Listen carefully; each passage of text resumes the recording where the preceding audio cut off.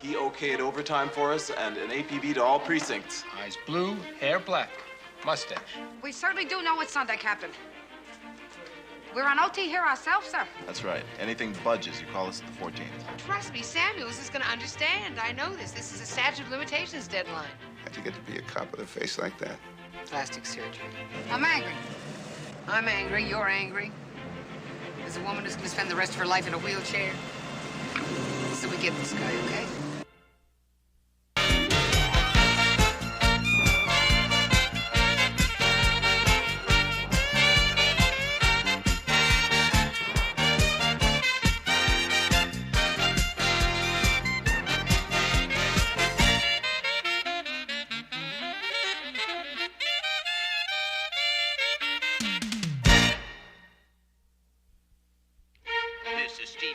WREQ, and the drive time in the Big Bad Apple is 4:47.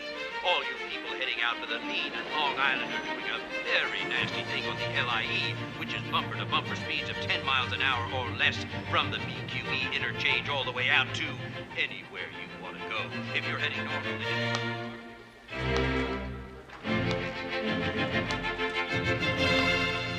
4:49. 11 minutes to go. Boy, what a week. Thank God it's Friday, huh, Marcus? To tell you the truth, Victor, I'm really not looking forward to this weekend. Claudia finally nailed me. We're painting the family room this weekend. All weekend. Can't you get out of it? I've been getting out of it since summer. I've run out of excuses. That's one of the problems about being married. Me, I go home, flip a pizza in the microwave, grab a can of suds, and turn on the Knick game. Tomorrow I work out in the morning, check out the cosmetic counter at Bloomie's for those stews on layover. Then I pick up Bonbon, I go for sweet and sour pork at Fog Shanghai Garden. Then third row center at the Barry Manilow concert. Sounds positively idyllic, Victor. It's this little inn on the Connecticut River near White River Junction. Oh, Vermont's supposed to be gorgeous this time of year. I know. I hope it rains all weekend. Oh. Sounds very nice, Christine. Dory's been on the swing ship for 2 weeks. We've been like ships in the night. So, what are you and Harvey going to do this weekend? Get a new bedroom set. There's a sale at Kramer's, 23rd Street, if you want to go. 40% off.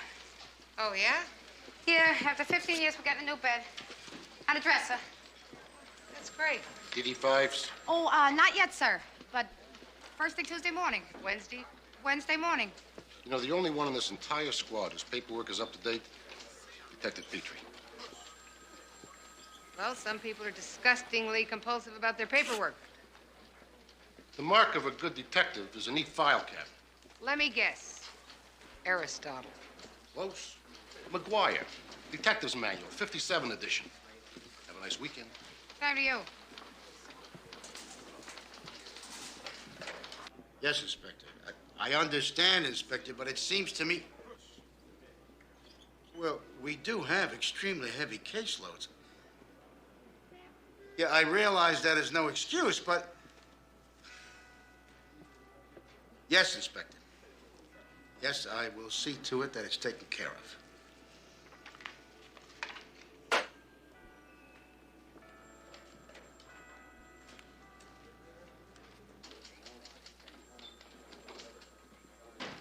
I have an announcement to make. You may remember we had a team from Inspections Division in here last week to inspect our files and our paperwork. I have just had their report read to me now over the phone by Deputy Inspector Nelman. And you will all be proud to learn that the 14th has been given the worst evaluation in this area in the entire department. The word that they saw fit to use more than once was dilatory. Dilatory. DD5s are backlogged. Property books are missing. Expense vouchers are misfiled. And open case files are not cross-referenced with the master file. And, I could go on. The deputy inspector went on for 20 minutes. Only exception to this exemplary performance singled out by the team is Detective Second Grade Marcus Petrie, whose files and whose paperwork are complete, and legible, and up to date. Well, I have assured the deputy inspector that this situation will be rectified Monday morning. Monday, sir. Monday morning! Petrie, have a nice weekend. All the rest of yous, tomorrow morning, you report here and you remain here until such time as all files are complete, correct, up to date, and legible. Is that clear?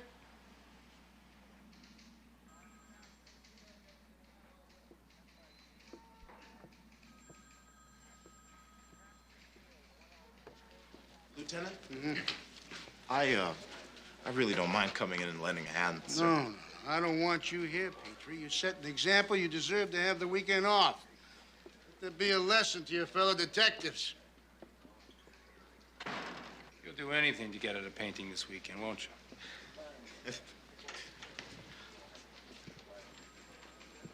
Well, there goes Bloomies in the gym.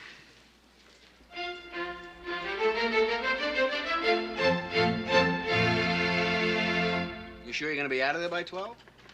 1 o'clock at the latest. Just paperwork. So Mary Beth and I decided we're gonna get in there 8 o'clock sharp. Put in a few hours work. Then we'll still have our weekend. Samuel's really low at the boom, huh? Yeah.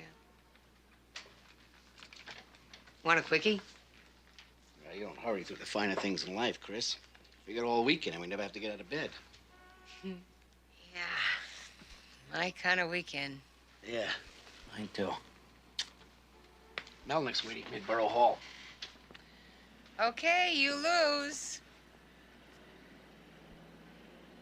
Dory, be careful. Don't worry. The stakeout's so cold, I'm planning on catching some sleep.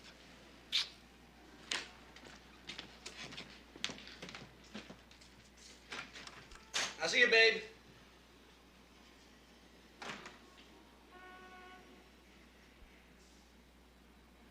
"32 inches. 32 inches. Okay. All right. 79 inches. 79 inches? But it's gonna be real tight. Where do you say we hang on to the old stuff, Harv? I mean, after 15 years, you get attached. Mary Beth, you've been talking about replacing this stuff for 5 years. We finally found something we like on sale. I know, I just... What? I'm remembering is all. Yeah, I know. I remember. I remember when we bought this. $87 for the bed, $117 for the dresser. Seemed like a fortune. King-size bed is very big, Harv. So? So I'm used to having you close to me. You don't have to use the whole bed. I can come visit. Yeah? Mm-hmm. Maybe. I'm glad, because when we fight, I won't have to sleep on the living room couch. When did you ever sleep on the couch? Name one time you slept on the couch. 3 New Year's Eves ago. You were drunk. I was not drunk. You were drunk. I was happy. You were stink-faced. I was not stink-faced. Then why were you leering at Benny's cousin? Leering? Leering. Leering? Leering. I was giving her a napkin. With your eyes halfway down her dress. Mary Beth, we already had this fight. Yeah, we did. Who won? I don't remember. I remember making up. What do you say we give this old bed a send-off? You were leering hard.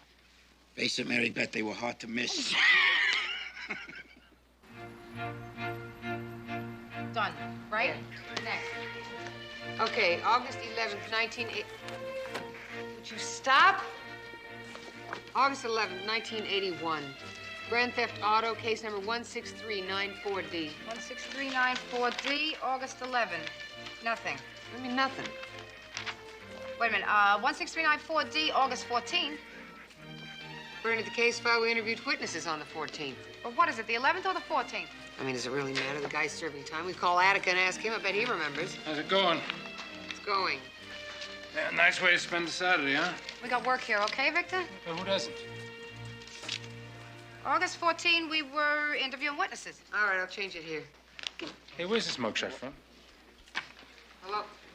It's a bad check artist. We brought him in Wednesday. Can I borrow this for a minute? Just bring it back. Yeah. So what are we gonna do? I'll fix it here. Okay. 14th? Yeah. Okay, 14. Wait. Okay, all fixed. What's next? Wait a second. Rebecca, come on, let's get out of here. Hold your horses, Miss Bailey. What's next? What, that would be? Rebecca, did you write it down? I can't think. So what did we put? 14? Yeah. Same guy. Where'd this come from? That's a case Petrie caught before we were partners. He's been after the guy for years. He even carries a copy of the composite in his glove compartment in the car. Peter's been after a guy for years on bad paper. It wasn't bad paper. There was a push-in assault and robbery in Stuyvesant Town. Let me see your file. He beat the hell out of a woman for 13 bucks. Put her in the hospital. We had this guy in here Wednesday. Kurt Brennan. Thought he was a bad paper pusher. Where's he now? Central booking. Unless he was arraigned, then he'd be in Rikers. What's the date today? 19. Who are you calling? Central booking. Statute of limitations on the felony expires midnight tonight. Yeah, this is Detective Cagney, 14th Squad. Yeah, I'm calling about a Kurt Brennan. Yeah, we brought him in last week. If we can get her to make a positive ID on the mugshot, we can file on the assault before midnight. Marcus, if you want to come in. Beats painting, huh? Are you sure? When? All right, give me the name. Okay, thank you. He's not there. He was there till yesterday, 4:20 p.m. Someone bailed him out, $5,000 bond.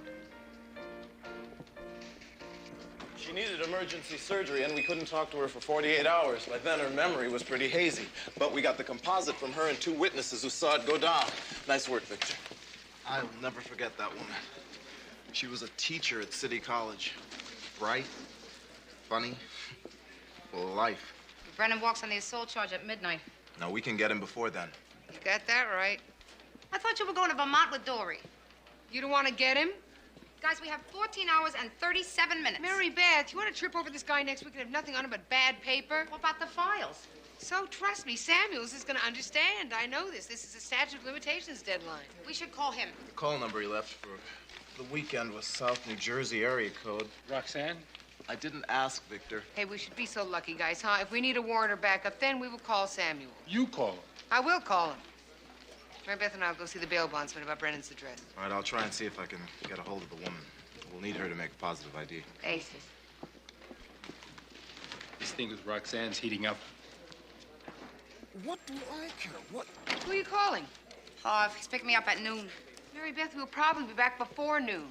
If the bail bondsman doesn't pan out, we have nothing. Hold your horses. Nuts. You got the bail bondsman's address? Yes, I do. 719 East 11th. Okay. Is Marilyn George home? This is Detective Petrie, 14th Squad. Cashing him out at 10% of the bail, a cashier's check, or an assignable title deed on real property in the state of New York. Listen, lady, I'm not the angel of mercy. I'm a bail bondsman. This is a business. 24 hours a day, even on Christmas and New Year's. Yeah, the reforms on the wall, you fill them out, you come back, we'll do business. 14th Squad. Don't tell me. A failure to appear. We don't know that yet, sir. We need information on someone you wrote a bond for. Kurt Brennan. Brennan.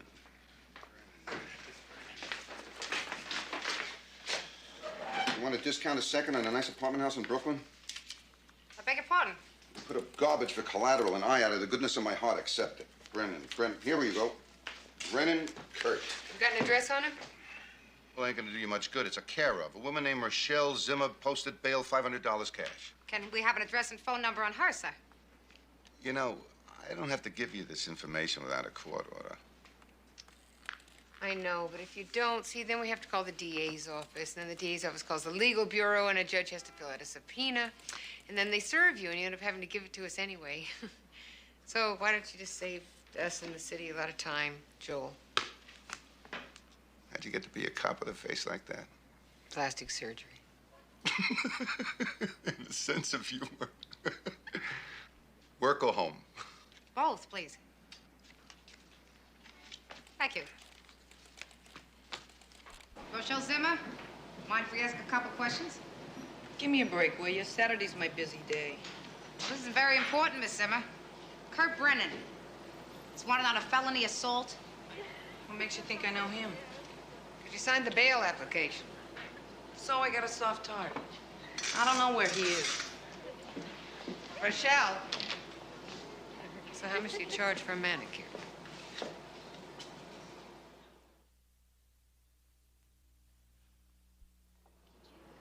Lacey. L-A-C-E-Y. Beg pardon? L, as in liverwurst. 14th Squad. Do you have a parole officer listed on a Kurt Brennan? Brennan. B, as in bedroom set. I don't know, sir. That's how come I'm calling you. Calls me up. Like it was just yesterday. I hadn't talked to the guy in 3 years. Did you put up the bail money? Yeah. Should I have my head examined? It's here today, gone tomorrow. Friday night, we're out doing the town. Dinner, dance, and the whole number. Wake up this morning, he's gone. Didn't even leave me a note. Is he gonna come back? I'm not making dinner for him, if that's what you mean. Kurt's the kind of guy you shouldn't get within 10 miles of. I met him in a disco in the village. He's got these eyes. Really put you away. You know what I mean. One day he's loaded. Next day he's hitting you up for cab fare. Walks in here 3 years ago. Says we're going to Atlantic City. Just like that. He rents a limo. We take off. We check into this $200 a night suite. Sunken tub. Mirrors on the ceiling. Kurt hits the crap table. 2 hours later, he's stone broke. We're on a bus back to the city, and he leaves the next morning. Is that the last time you saw him? Before Friday? Or heard from him. Must have found somebody else with a soft spot for blue eyes. Rochelle, when was that? June 10th, 1981. You remember the date exactly? I took the room service menu for a souvenir. You're not gonna hassle me for that, are you? I mean, it was out of state.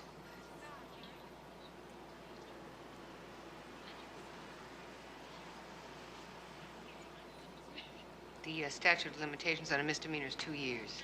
You beat it, Rochelle. Oh, thanks. Look, we're gonna put some detectives outside your apartment. If he gets in touch with you, you give us a call, all right? Sure, why not? You got nice nails. Thanks.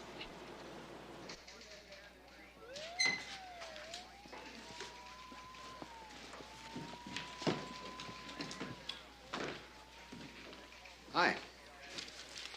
Hi. Is Chris in the squad room? They're out on something. They'll be back any minute.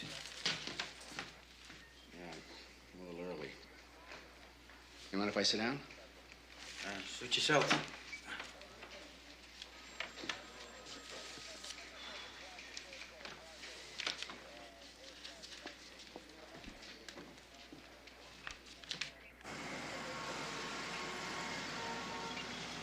Maybe he'll show back up at Rochelle Zimmer's. With this guy's track record, I wouldn't count on it. I'm so ticked off. I mean, we had him right here in the holding cell 3 days ago. We don't have him now. So what? Let's clean up the files and get out of here. Hiya. Hi. Hi. Sorry, we were doing something.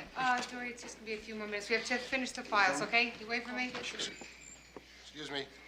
The woman's in there with Petrie. The woman? The victim in the statute of limitations case.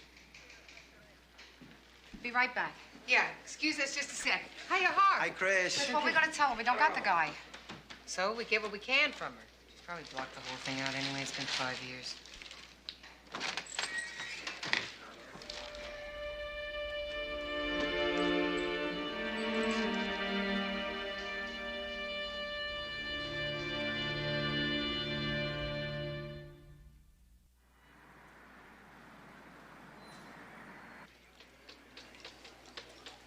sorry, Howard. It's okay. We can't quit now. See, I got a line on this parole officer. I got some ideas, and say one of them pans out, I'd kick myself forever, Harv. I mean, he put her in a wheelchair. He screwed up her life. Mary Beth, it is okay. I will go down and get it myself. What, are you going to pick out our bedroom set by yourself? Well, what's the big deal? Harv. No. I have to live with that bed another 15 years more. Okay, we'll do it some other time. Oh. What? Okay, what do you say I get out of here by 5 o'clock? Maybe we get lucky. You figure we make Kramer's? Kramer's doesn't close till 6. We could call Brenda, tell her to give the boys dinner, and maybe, go out, get something to eat, see a movie. I mean, how often do we get a night in the city by ourselves, Saturday night? Luigi's 38. Pizza and anchovies. Best in the city. Double anchovies. Okay. I'll call you when I know something. Okay, you be careful. All right, you call Brenda. The guy's got a sheet. His parole officer thinks that Brennan's getting ready to unload. You're gonna work the fences. Well, he mentioned 2 places where Brennan's unloaded before. One's a pool hall, one's a bar, so we're just gonna split up and cover it. Well, I might as well take the car back then. Why? You've already paid for it for at least a day. What am I gonna do with it? Dory, come on. If I can get out of here by early tonight, we can still make it. It's only a 4-hour drive. Huh? Tomorrow morning we can wake up in Vermont. Police say yes. Chris, even if you trip over this guy, you still gotta do the paperwork. Well, let Petrie and Specky do the paperwork. Come on. One day in Vermont is better than nothing. How about a sleazy motel in Brooklyn? Oh.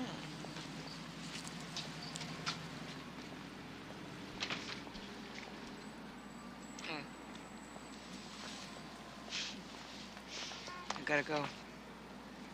Mary Beth?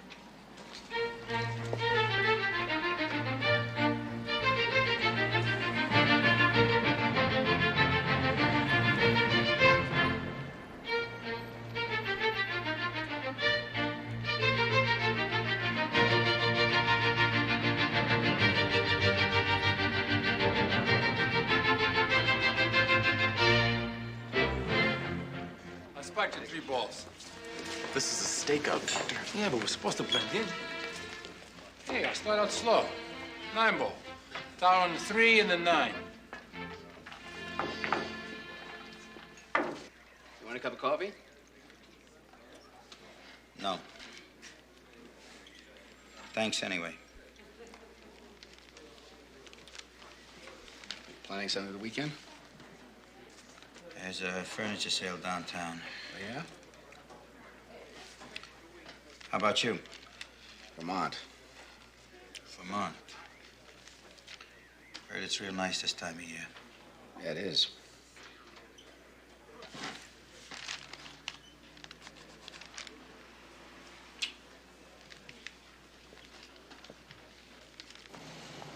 Three minutes after 4. Time flies when you're having a good time. I should call Harv, tell him to forget about dinner. Let's give it a couple more hours. Yeah. We've flown the whole afternoon already. Yeah, well, at least it's not raining. Well, there you are.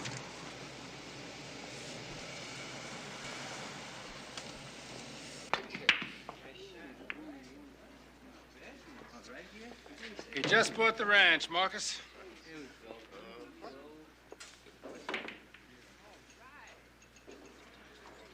Just shoot the ball, okay, Victor?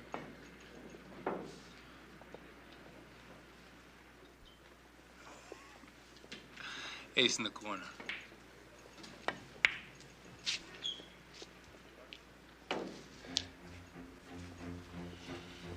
There's something wrong with this table.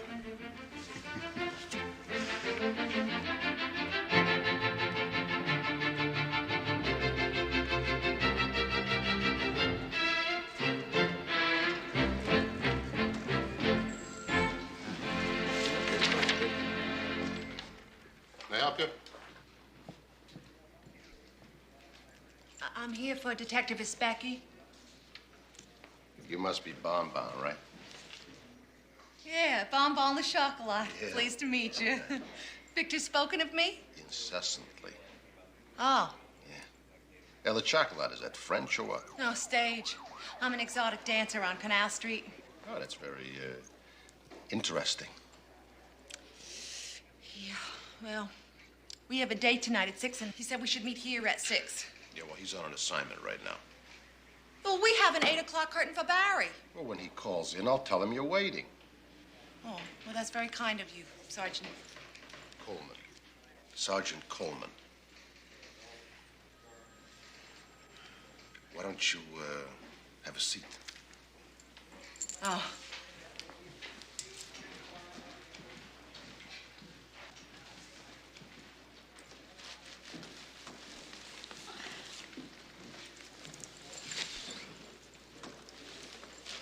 Public morals is downtown, honey.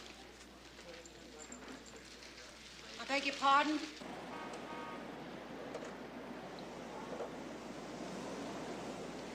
I'm sorry, Harv. We didn't get lucky. Christine doesn't want to give up on it, neither do I. I mean, it's only 5 more hours, and what if the guy shows up between now and midnight? It's okay, it's okay. We do it some other time. You're the best. The best. I'll make it up to you, I promise. Is Dory still there? Yeah, he's right here. Chris says, tell him he might as well take the car back, and she'll see him a little after midnight, okay? You be careful, okay? Always. I love you. Me too.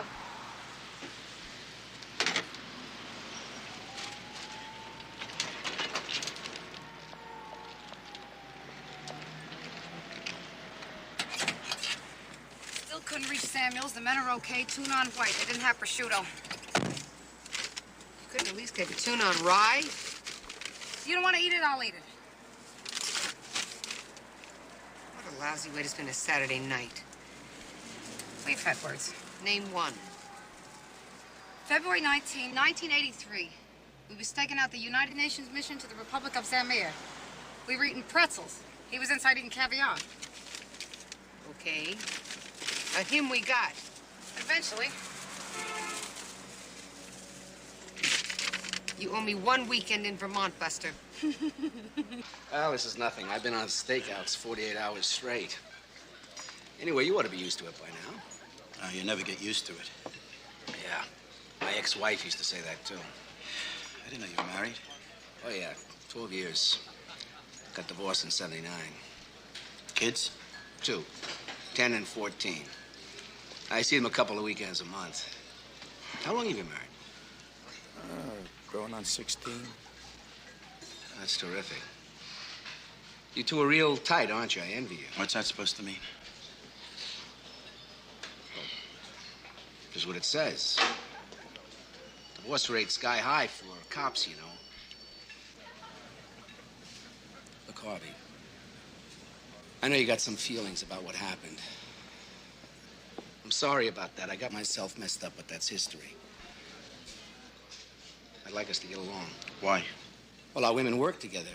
It'd be nice if we got along, too. You ever walk into my house with drugs again, McKenna, I'll throw you down 4 flights of stairs. Look, I thought I'd just apologize. I just want to make sure we understand each other. I understand. I'm 43 years old. I work with my hands, and I like it. I got a wife and 2 kids I'm crazy about. We got a good thing going. Somebody messes with it, I become violent. I protect what I got. That's all there is to it. Now you understand me. You want to get along? We can get along.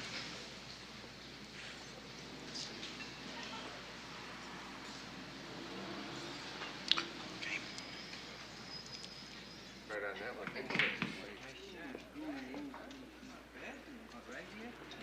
Maybe somebody tipped him off. Maybe.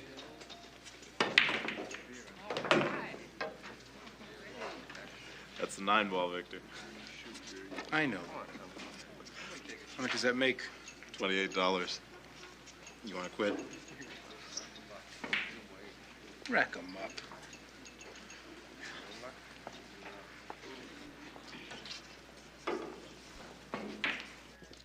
It's Tuesdays and Thursdays at NYU. And the course is called 19th Century Romantic Poetry. That's nice. I got a B+. Well, I work at night, so it's hard to study. Oh. I mean, did you know that Elizabeth Barrett Browning was a better poet than her husband? No kidding. Yeah, he was a real lox. 5-2. What a waste. We haven't even cleaned up the files. We could go in tomorrow. We could. I'm not going in tomorrow. I don't care. Samuels can yell his head off. I'm not giving up my Sunday to do paperwork. It's not like we've been goofing off all day. Come on, let's go home. No. 5 more minutes. 3 minutes, 15 seconds. Your watch is slow. Chris, do you see Brennan walking down the street here? I'm not moving till midnight. All right. Where are we supposed to pick up Petrie and his backyard? 89th and Broadway.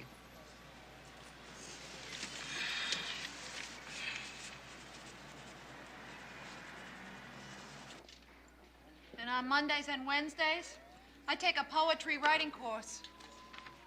Huh, I'm a real Renaissance woman. I should say so. Hey, would you like to hear some of the poetry I wrote for my class? Victor's going to be here any minute, I'm sure. Oh, it's no trouble.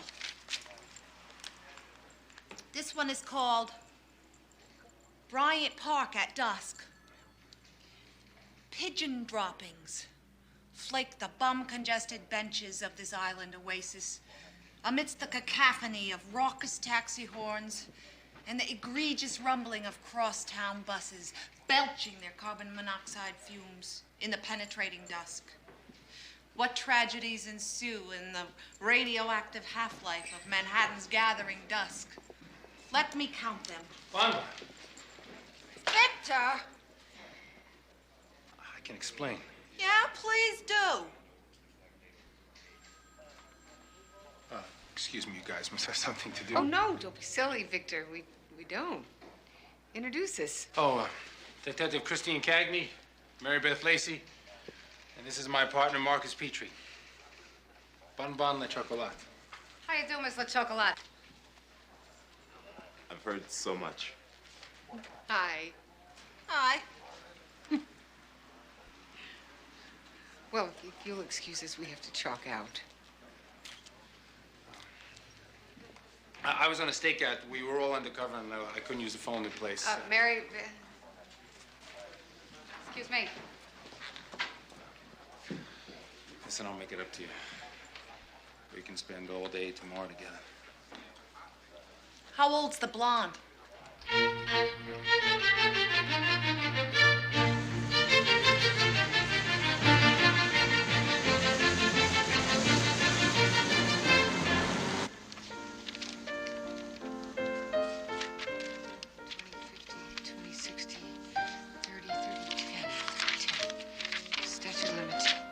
Statute of limitations.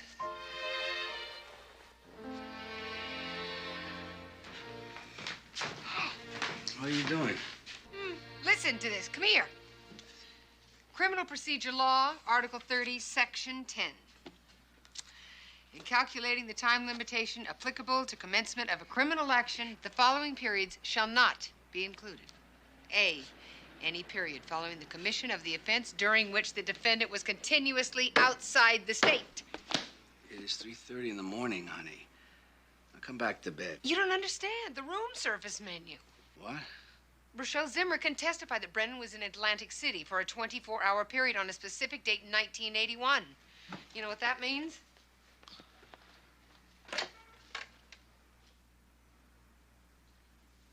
It means that we have till midnight tomorrow to get him.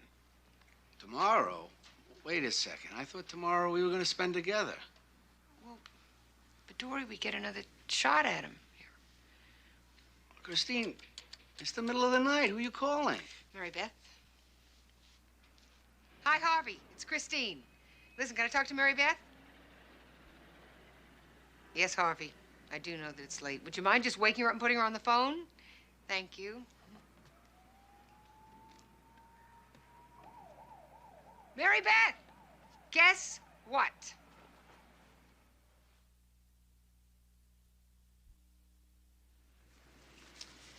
And the kids woke up, and nobody got back to sleep. Well, we'll all sleep tonight.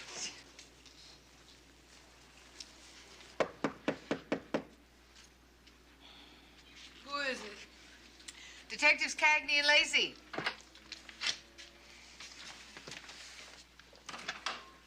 Morning, Miss Zimmer. You know what time it is? 9:37 a.m., ma'am. And I Sunday morning.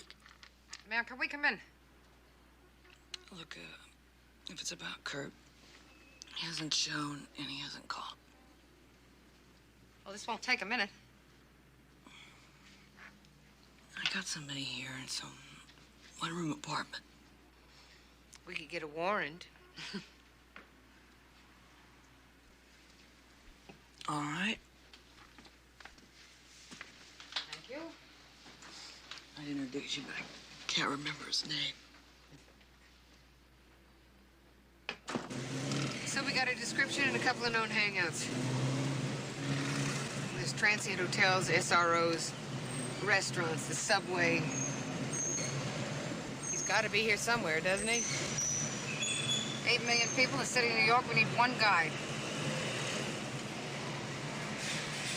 Mary Beth, I give up a weekend in Vermont, and you gave up a new bedroom set on sale. What's that have to do with anything? Because it's personal with me now. I'm angry. Aren't you angry? We were supposed to take the boys to the Museum of Natural History today. Bob loves to tell them all about the Indians. Yeah, I'm angry. I'm angry. You're angry. There's a woman who's going to spend the rest of her life in a wheelchair. So we get this guy, okay? 8 million people. No, we can't reach him, Inspector. Yes, the weekend number he left doesn't answer. Well, sir, we'd like to circulate a mug to all uniforms and radio cars in the city. We'd like extra uniforms at all the airport and bus and train terminals, and we'd like you to authorize overtime for 2 tours of duty. Yes, I realize that's very expensive, Inspector, but we've got a statute of limitations deadline. Yes, midnight tonight, sir. Shh, he's talking to Nelman. That's right. Had to beep him off the golf course. All right, sir. Yes, sir. Thank you, sir. Yes, we'll keep trying him.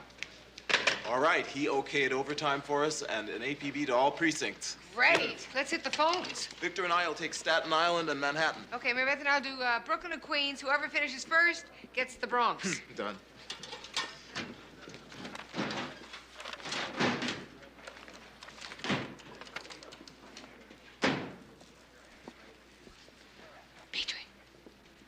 Do you have a precinct list for Brooklyn and Queens? Sure. You don't have one? Of course I haven't. It's filed. Thank you, Petrie. Mary Beth. Thank you, Christine. Not at all. I told you. 6'1". Eyes blue, hair black, mustache. 175 pounds. Kurt Brennan. Yes, be as in boy. Yes, sir. We certainly do know it's Sunday, Captain. We're on OT here ourselves, sir. We're asking the help of all precincts, right. We're getting the mugshots duplicated now. You should have them within an hour. Rudy's Pool Hall, 86th and Broadway. That's right. Anything budges, you call us at the 14th. Yeah, the arrest warrant's current. All transient hotels west of 6 and south of 50. Yeah.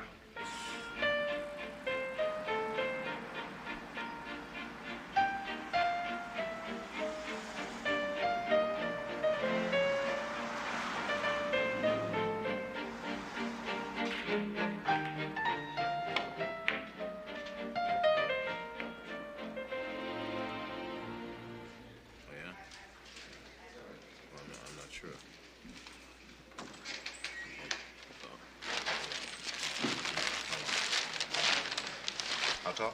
No, it's not. Thank you. Oh, thank you, Sergeant. Yeah, how's it going? Well, we've got as much area covered as we can. Port Authority, Penn Station, Grand Central, LaGuardia, Kennedy, plus every cheap hotel and single-room occupancy that we know of. You still got 2 hours. Not much. Thanks, Coleman.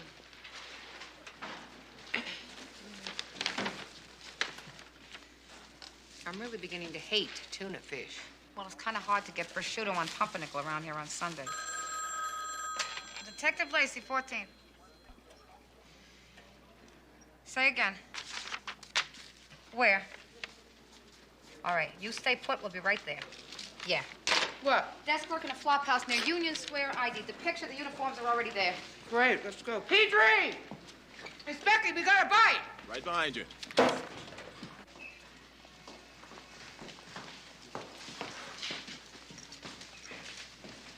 Detectives Cagney and Lacey, 14th. It's this the man you saw? Yeah, it's him. He's in 307. How many exits to this building? There's only one. Otherwise, they steal the bed linen. Fire escapes. In the alley. Got an elevator? Are you kidding?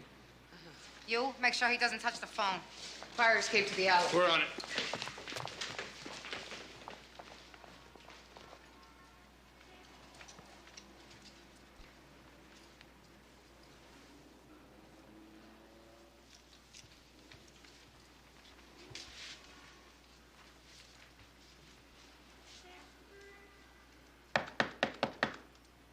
Kurt Brennan, this is the police. Want to open the door?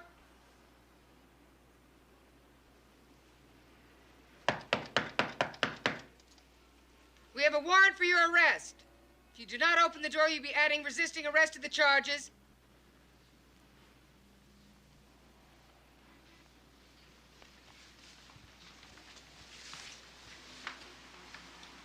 He's not gonna open that door. Think he's armed? We need a search warrant to break the door down. We go in there without it, the whole case is gonna fall apart. So I'll call legal and I'll get a warrant. 3 minutes to 11. There's a judge on 24-hour call.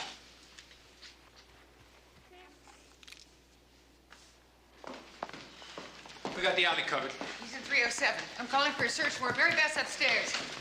Want to use your phone? There's a payphone over there. Thanks for your help.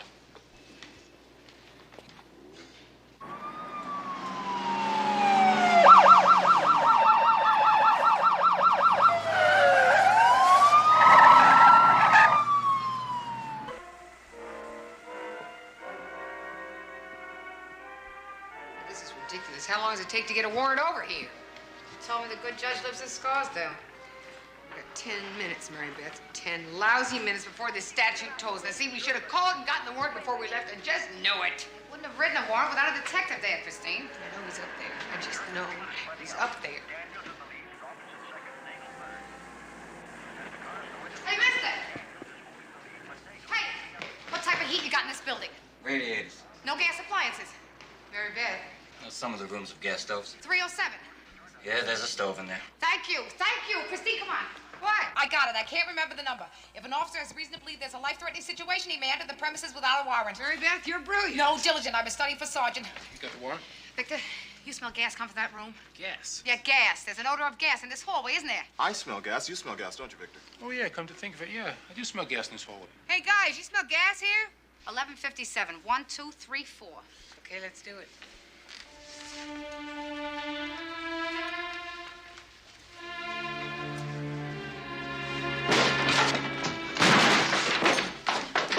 Brennan, we've been looking for you. For what? Number of things. You got the SWAT team down there for bad paper? How about first-degree assault and robbery? That assault charge is rotten. The bell tolled last night. Great. Spread them. Is that so? I know the law. Well, you're gonna have plenty of time to bone up on your criminal law while you're in prison, Mr. Brennan. You can start with Article 30, Section 10, Statute of Limitations. What are you talking about? Atlantic City. Atlantic City. Isn't that great? Move. By the way, Mr. Brennan, you do have the right to remain silent. You do have the right to remain silent. Gas must have been coming from the next room.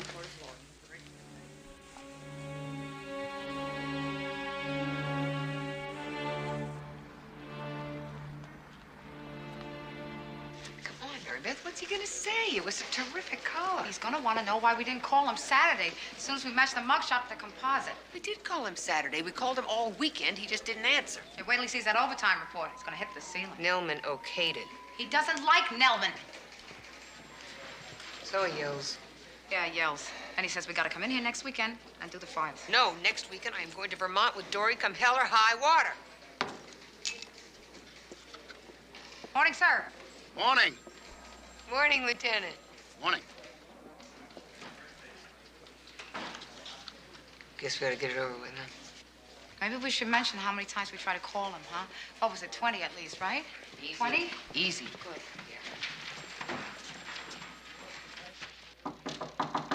Come in. Morning. Morning, sir.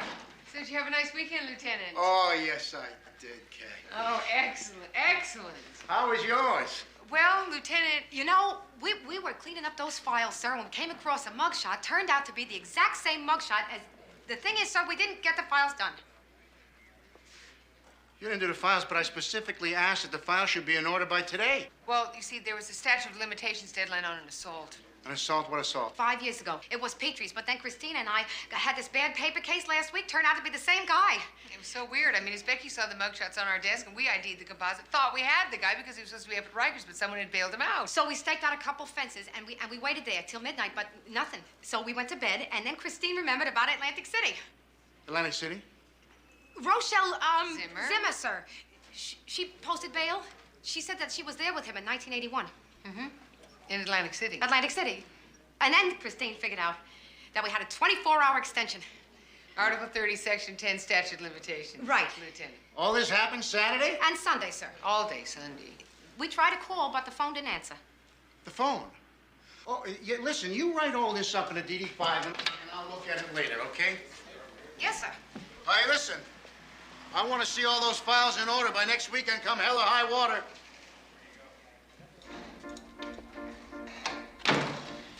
I don't believe it. Do you believe that? So we come in next Saturday morning, 8 sharp, work like beavers, and maybe we're out of here by noon. But we made the call and we just gave up an entire weekend. Maybe we could do them during our lunch hour. Thank God it's Monday!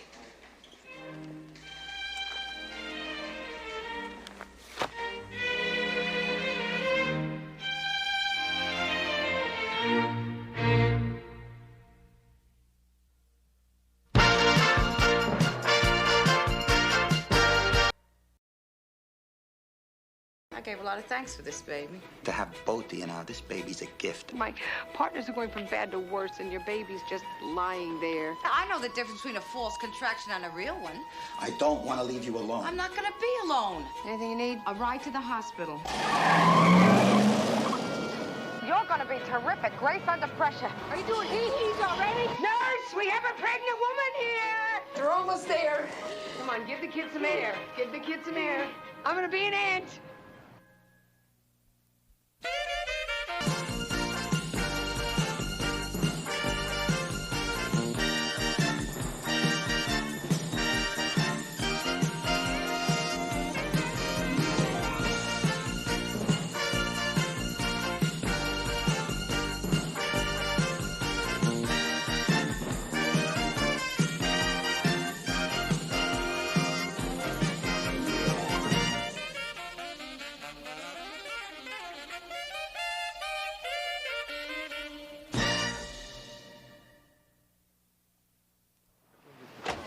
Look, I am telling you, I worked this girl for a couple of years. Whatever she tells us is reliable. Believe me. Had enough of it. You're wasting my time, Miss Becky. Look, I'm telling you, Franny knows what she's talking And I'm about. telling you, I've already checked Margulies out. He is clean. There's no way he's in on Sweeney's gambling act. Good morning. Speak for yourself, Coleman. She's done business with Margulies. Among others. What's that supposed to mean? It means that just because you and Franny have had a few good tumbles in the sack, that does not qualify her as a reliable NYPD source on known bookmakers. I never let business interfere with pleasure. Don't you mean you never let pleasure interfere with business? You got it right the first time. Cagney! Victor, enough! There are a lot of facts about Franny you don't know anything about. And I want to let you know exactly how I feel about her. Look, all I am saying is let's check out Margulies again. Becky, what are you doing in here? Oh, sorry.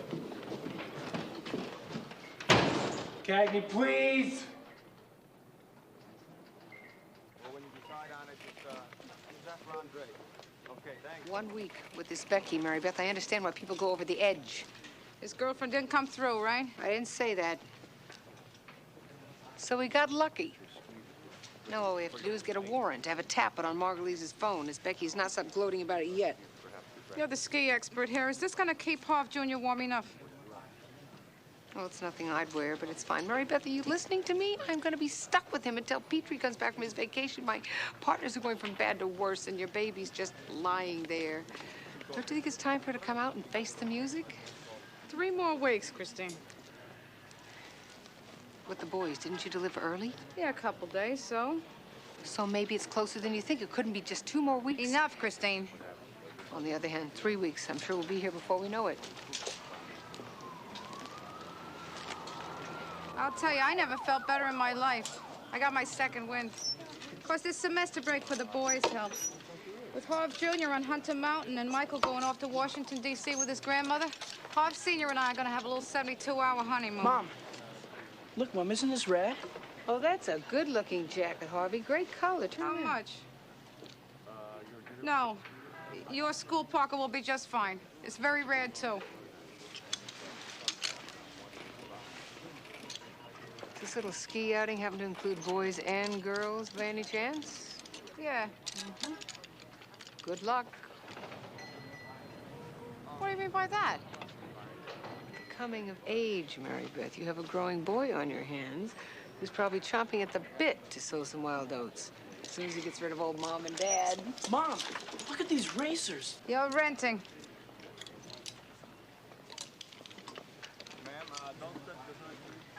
This is a very well chaperoned trip. Besides, I trust my son. You can trust him all you want. I'm just telling you, I remember my ski club outings. Oh, I wonder whatever happened to Rex Emenegger. Listen to this. 6'2", dark curly hair, the broadest shoulders, and the tightest end. One of the best tight ends on the football team. Great athlete. Do we have this stuff at home for chapped lips? Too much grease is bad for your skin. This is for my lips. His lips. We'll talk about your lips later.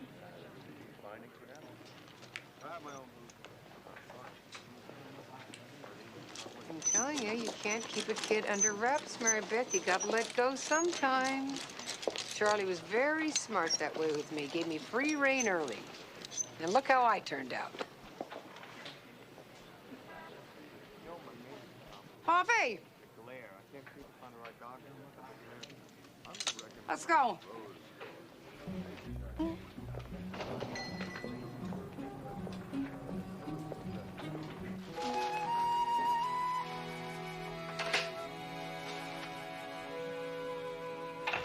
Tell me again, how many parents are going along to chaperone? Where you guys been?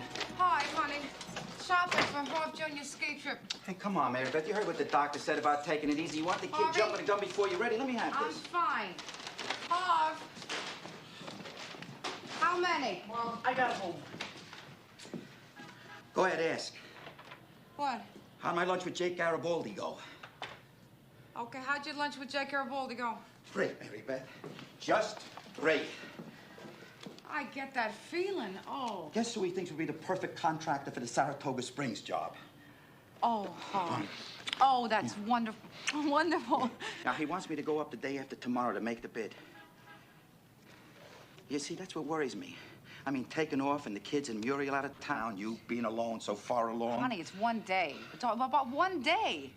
I got plenty of time. We're talking a very important job here. Yeah, it could make the difference in the down payment for the new house. Oh, 3 kids in the family timing couldn't be better. It's okay. Okay. It's fantastic. Fantastic. Wait, oh. Oh. Hey, Charlie, open up!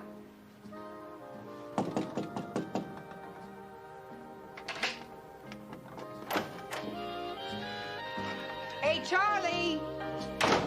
Chrissy. Hey, Pop. I've been knocking out there, but you had your music on so loud. Well, I sure wish you'd called to let me know you were coming. Well, I want to take you out to dinner. What do you say, huh? My treat. Gee, honey, I'm a little tired tonight, huh? Are you? Yeah. Okay. Well, we could send out for pizza. What do you say? Uh, Pepperoni and onion. Hey, yeah, sure, terrific. Another time, huh? What's wrong with you?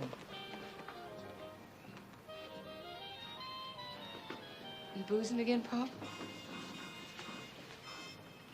Oh, Charlie. The doctor told you cannot touch this stuff anymore. You drink this stuff, you're gonna die. Chrissy, I am not boozing. Really? I am still on the way. Yeah, that's why I've been getting the bum's rush since I got in here. Chris, it's not the booze. Oh, stop lying to me, Charlie. What do you call this? Honey, don't be giving your dad a hard time. The scotch is mine.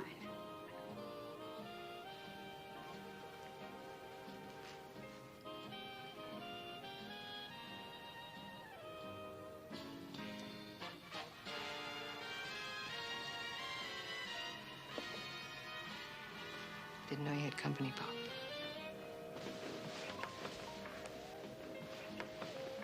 Chris. Sorry, Pop.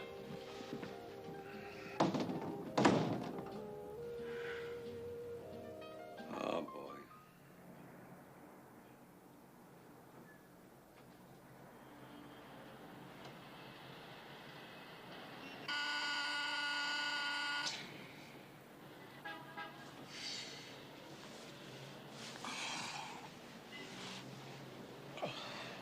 Harvey? How old were you the first time you had sex? Well, what's the matter? It's so long ago you can't remember? Are you reading magazine quizzes again? This is not a difficult question, Harv. 16. Uh-huh. Oh. Your son, Harv Jr., our firstborn, he's gonna be 16 in 2 months. So? So? When was the last time you had a talk with him? You know what I'm referring to. Yeah. We straightened this all out when he was 12 years old, Mary Beth. 12? 12. I'm not talking birds and bees here, Harvey. I'm talking actual people. Boy, girl, hormones, nature taking its course. Hormones we talked about, Mary Beth. Well, I think it's time for an update. When we both get back, we'll talk. No, Harvey, before you both leave. Tonight, Harv, this field trip is for young males and females. Mary Beth, there are 3 sets of parents chaperoning him, and the kid will be lucky if he can get to the John by himself. Harvey, I was living at home with my mother, looking over my shoulder the whole time. And when we were at your place, Muriel's made sure that we never had to earn it to ourselves. And we found one anyway. Yeah, we sure did, didn't we? Yeah. Tonight, Harv. Tonight. You know, you're right about Harvey Jr. He's probably just a chip off the old block.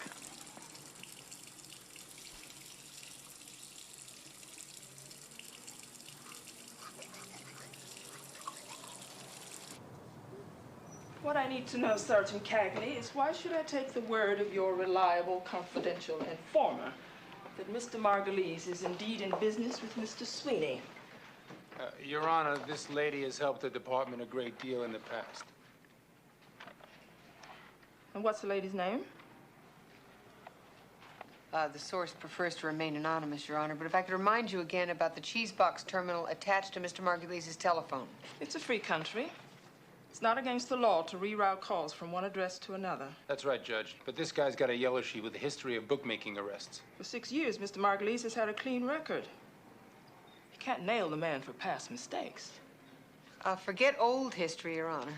In the last 4 weeks, surveillance has photographed him in conversations with known gamblers on 5 separate occasions, including one Ed Sweeney. I think that meets the criteria for probable cause. Sergeant Cagney, I prefer more than probable cause. Mr. Margulies' constitutional rights are at stake here. Let's get straight, Judge. The people like you and me respected every criminal's constitutional rights. We never get them behind bars. Your Honor, I think what Detective Isbecki meant to say... An honest cop. I like that.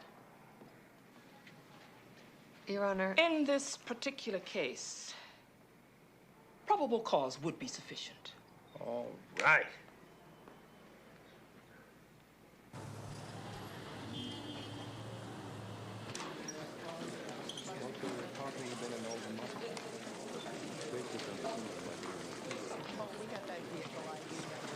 Burning the old midnight oil again, huh? Ah, what are you doing here? Hey, just thought I'd come by and take my sergeant daughter out to dinner. Oh, gee, Charlie, I'm real backed up here. Yeah, I guess so. Couldn't get to a phone all day, huh? I left 3 messages.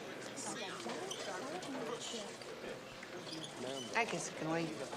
Good. I'll have the usual. Ginger ale. I'll have a double. I'm sorry. Make that 2 ginger ales, please. You know, Donna's not very happy about the way you 2 met the other night. Charlie, I said let's forget it. Hey, Charlie. He was going to know you pretty well here at the old Lucky Shamrock, huh? Oh, yeah, that's Donna. She's a real firecracker, you know. I mean, she likes to paint the town, and she loves to dance. You know, she used to be a rockette. Can you picture that? Me with the rockette? She really likes to let her hair down. Yeah, I could see that. What does that mean? Well, there was a whole bottle of scotch practically gone, Charlie, and since you're not drinking... I told you I wasn't drinking. Well, then it must be very hard for you to be around a woman who does drink that much in front of you. She had 2 drinks, Christine, at my insistence. She is helping me stay on the wagon. Well, it didn't look that way to me. Well, maybe you should have looked a little closer. Thanks, honey. Thank you. Come on, Chris, give her a break. She's a nice lady. She wants you to come to dinner Friday night. I'm busy Friday. Saturday. Charlie, she is your friend. Why do I have to be rubbing shoulders with her? What is the matter with you? Why are you talking like that? It is none of my business if you want to fool around with a woman like that. A woman like... A woman like what? Hey, I was raised by the lady that you married.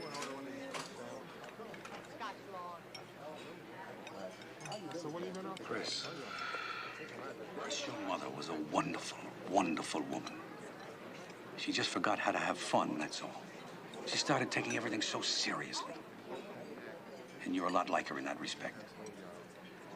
Donna's different. She may not be Westchester, but I've never had more fun with anybody.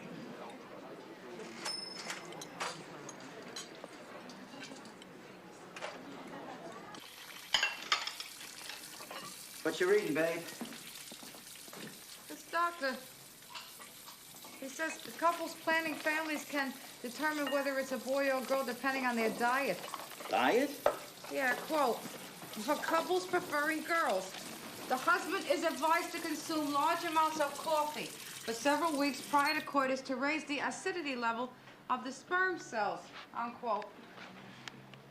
Mary Beth, why are you reading this now? It's interesting. Yeah, I know, but it's like ordering another round of beers after everybody's gone home. The party's over, Mary Beth. Boy or girl, I'm happy because he's ours. Yeah.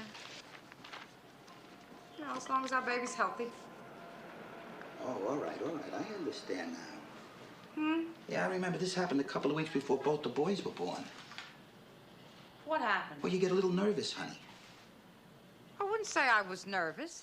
Well, maybe that's a bad word. It's like you get anxious.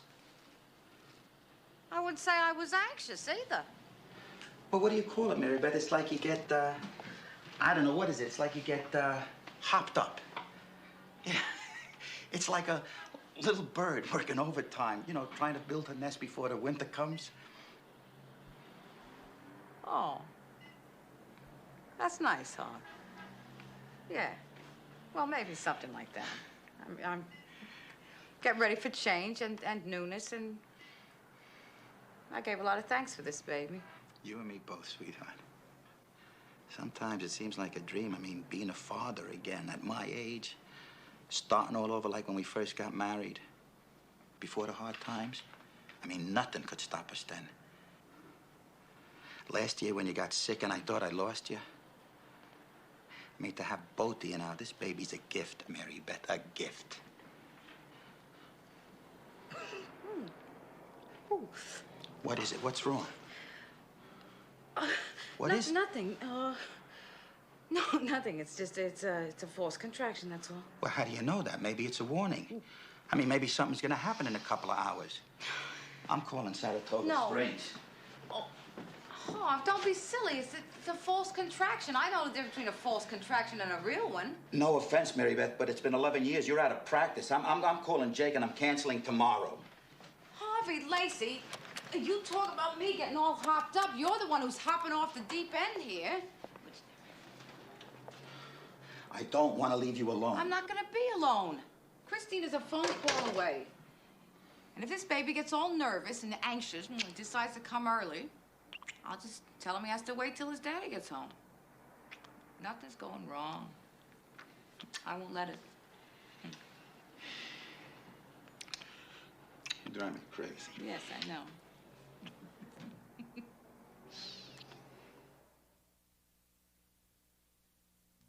Drive a hard car with Garibaldi. I will. But not too hard. Okay. Be careful on those roads and give me a call when you get in. I'll call you, let you know what time I'll be back tomorrow. You're gonna be all right. You and Chris both have the number. Would you quit worrying? We're fine. Okay. Did everything go okay with Harvey Jr.? The talk. The talk. I'll talk to him in the car on the way to the bus. Honey. I promise you. I love you. I love you. Harvey, let's go! Bye, Mom. You gotta have eyes in the back of your head on that mountain. And none of the hot dog stuff either. Mom, I'm not a baby anymore. I know that, sweetheart. Don't you think I know that? Mom, don't worry. I'll be careful. I promise. You do that. Because going down that mountain could be a little scary. Harvey! Mom, I'll miss my bus. Harvey, remember, Harv, the first time is always better when you love someone. Oh, go.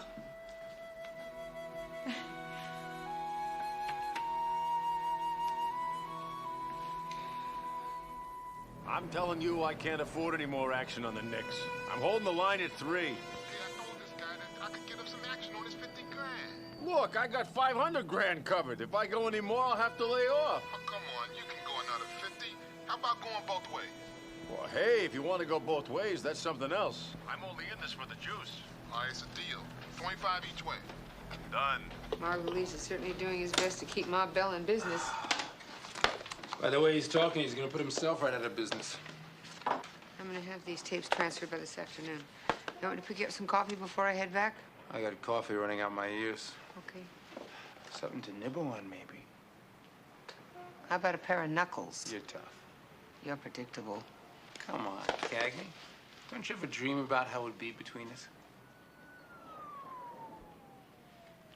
Not in my wildest.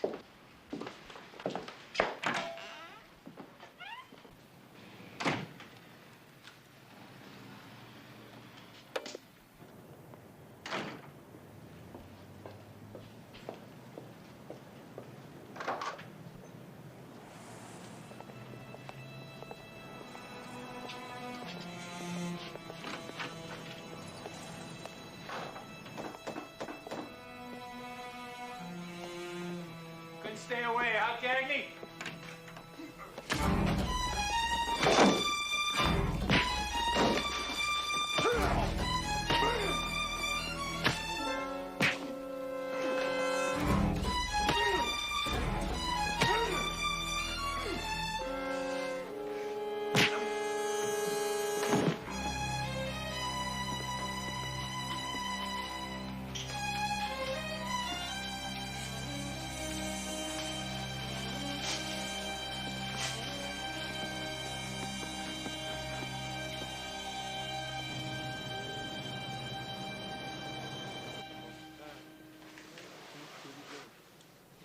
Keep it down. You shouldn't talk at all. You're not even supposed to be here. How you doing? I'm okay. I'm just taking that's all.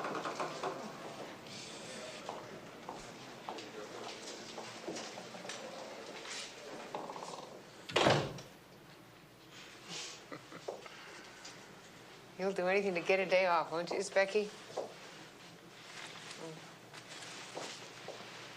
These are beautiful. Really beautiful. Well, they have a shop downstairs. They don't have much, but what the hey, I thought maybe it'd cheer you up. Hey, this is the first time any woman's ever given me flowers. Sure. No, I'm serious. All the roses I blew my paychecks on, all the females. Where are they now when I need them? Here, put them in water. Doctor says you're getting out, what, on Sunday? I should have nailed those goons, Chris. Victor, you go easy on yourself. There were 2 of them against you, and they took you by surprise. Forget it. Yeah. A couple of years ago, I could have got on top of them anyway. I was in my prime then. I think we've got a lot of stuff on that tape. I really do. Margulies wouldn't be so hot to scare us off if we weren't moving in close. What do you think? Doesn't seem to mean much anymore. Is that you, Victor? You're not the only cop to have been beaten up in the line of duty. That's not what I mean. When you see your life flash in front of you like I did, it makes you stop and think. That guy's wife and kids have been here all day. Speak very quietly because you should That's nice. Chris, you're the only visitor I've had. Except for Samuels. He doesn't count. Why not? Well, bosses are supposed to do that kind of thing. Your mother hasn't been here to see you, Victor? My mother's in Miami Beach with a bunch of her friends. Well, if Petrie were in town, he'd come by. He'd be here. She's got his own family. Like, I don't know, Chris. Maybe Lacey and Petrie, maybe they got the right idea. I mean, being single playing the field is, well, it seems a lot harder work than it used to be. You're blowing it out your smokestack, Miss Becky. When you're feeling better, you're going to be around chasing all the women and raising hell, just as before. No, Chris. Look, I am pushing 35. I mean, a man my age would like to go home to somebody. See you, Victor. No, Chris.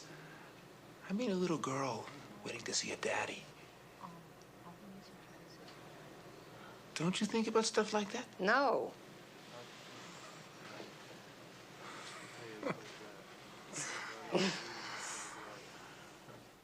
I guess I have, once or twice.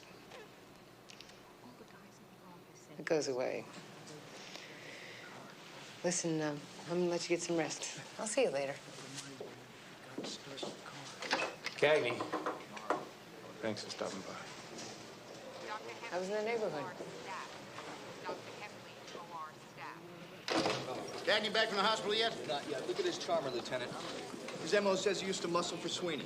Matches his Becky's descriptions right down to the scar on the right cheek. Yeah, good. Bring him in as a material witness. Let him sweat a couple of days until his Becky's ready to look at him in the lineup, right? Hi, guys. Lieutenant, how are we doing here? Couldn't get much better. Here's the transcripts of his Becky's tapes. Looks like we hit pay dirt.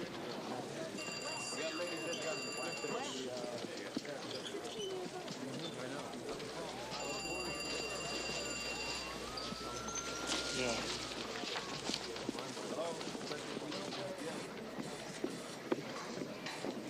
Honey,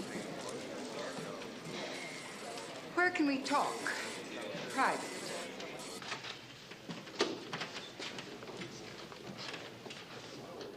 Nice place you got here. Private.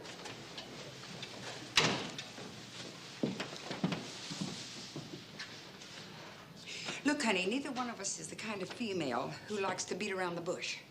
So I'm gonna get right to the point. When I give somebody an invite to come to my place, I don't like getting the cold shoulder. I explained to Charlie I was busy. I may be a Texas gal from way back, but I've been in the big city a long time. And your dad doesn't buy that story you hung on him any more than me. I don't care what you believe. I see that. What I mean is, I don't even know what you're doing here. You and my father, it's none of my business. Now, that's just what I told Charlie. But he feels different. All I hear from him is my sergeant daughter this and my sergeant daughter that. You're just real important to him. Why else would I be here chewing the fat in a John, for crying out loud?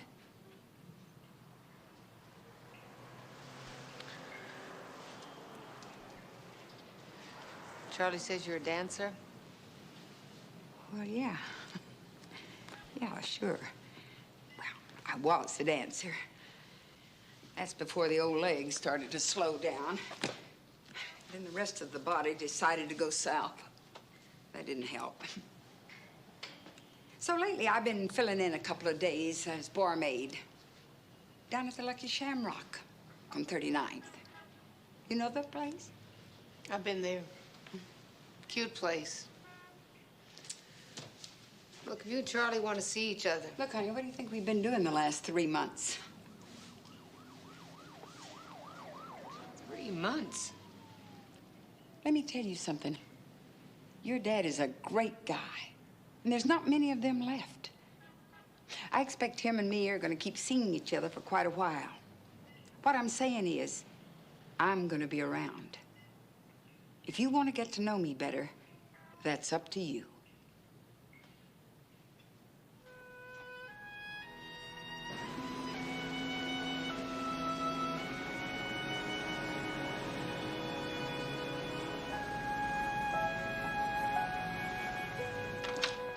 Hey. Sir? Sorry to get you out of bed so early on a Saturday. Oh, that's okay.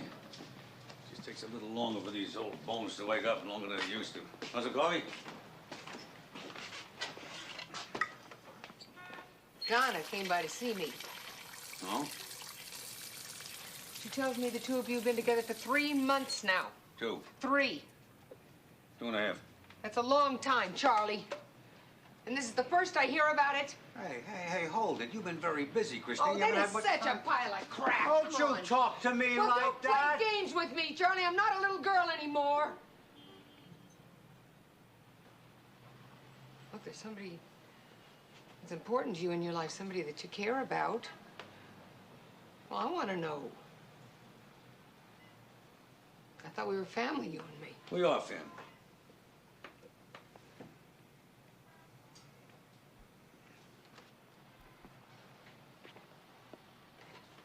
I just don't like being alone anymore, Chris. Maybe it's getting older. I don't know, it's harder. Something you won't have to worry about for a long time.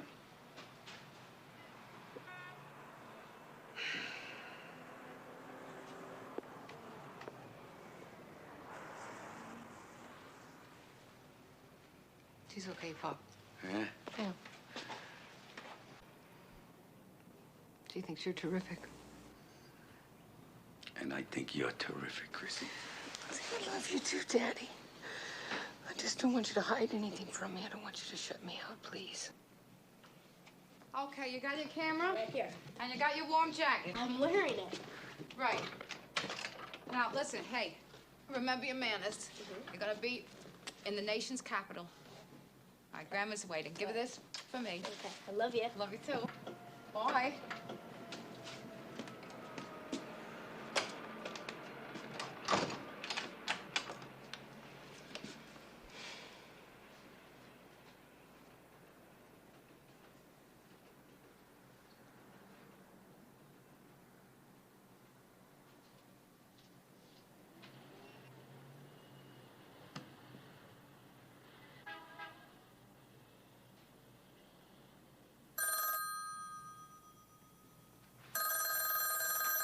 Hello?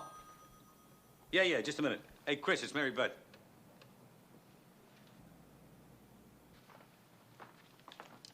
Hi, Mary Beth. Everything okay? All things considered, I couldn't be better. That's good. Is there anything you want me to pick up for you? Anything you need? As a matter of fact, Christine, yes, there is. A ride to the hospital would be very nice right now. The hospital? The baby? Happy birthday. I'm on my way.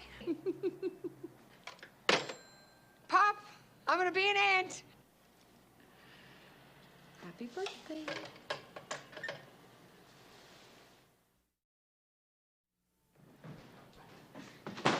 Mary Beth, it's me. Hey. I'm here. Okay, hang on. Hang on. Hey. How you feeling? You doing okay? I don't have to worry about a thing because I got everything under control here. All right? 27 minutes from Brooklyn to Queens. I'm impressed, Christine. Yeah. You'll need a bag. Right here. Oh, great. Okay, I'll call Harvey. Now, I called him about an hour, 14 minutes ago. He's on his way. Oh, terrific. Okay, I got that handled. Okay. Okay, what else? What? It's Harvey's bowling trophy. It's, for my breathing concentration, remember? The focal point. Oh, yes, that's right. Okay, now we got it. Wait a minute. Don't you touch that. Oh, damn it. I'm sorry. Mary Beth, here, you hold that. We'll get this together in no time, okay? Why don't you head on down to the car? I'm parked in the tollway zone. Wonderful. All right? Don't you worry about a thing, because I've got everything under control here. I can see that. Yes, sir. Okay. That's it. Everything's perfect now. Just perfect. That's it. All right. Good.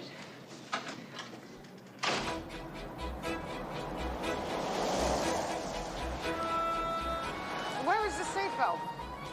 On my list to buy. Well, perhaps you should do that tomorrow, Christine. You are in violation of a state law. Yes, Mary Beth. Will you put the top up, please? It's in the garage. You want me to go back and get it? Oh, no. No. Fresh air is it's good for the complexion. You sure? Chris, the way things worked out with Harv and them being out of town, that's the only reason that I had to involve you. Hey, Mary Beth, come on. I've never had one of my own, but that does not mean I'm not going to come through this thing with flying colors. You got enough babies on your hands right now, but I am not one of them. Gee, where you're driving here, we'll probably beat my doctor to Lexington General. Lexington General, that's in Manhattan. This is true, Christine. I thought we were going to Elmhurst in Queens. Well, I was, but then because of my other checkup, they wanted me to see some specialist across the bridge. Well, all I can say is it's a good thing I asked. Yes. Good thing I mentioned. Okay. Hold on.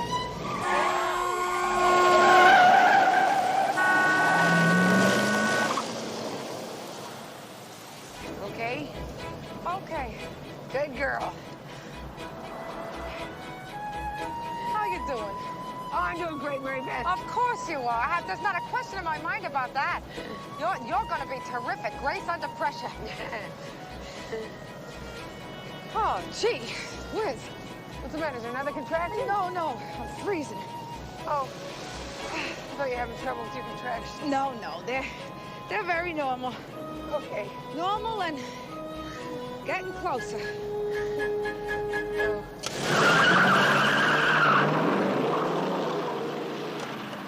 We're on a roll now.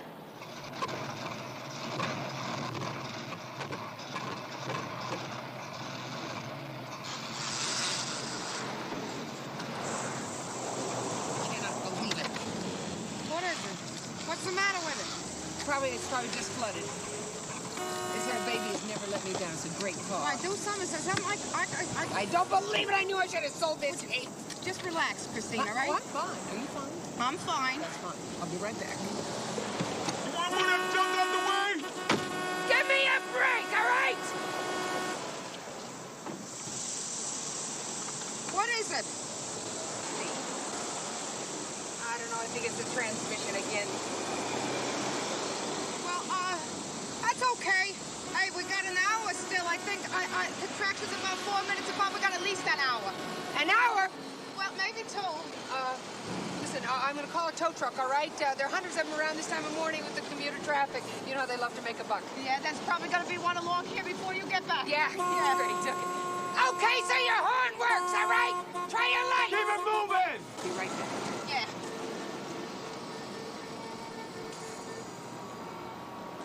Oh, what do you say, little baby, huh? Let's wait for Daddy, all right? He's on his way. He's probably on the Henry Hudson Parkway right now. On his way. Henry Hudson that's not bad. Henry Hudson Lacey, not bad. Oh, God. Oh, my God. How long? I can't wait that long. All right. I'll wait. Thanks.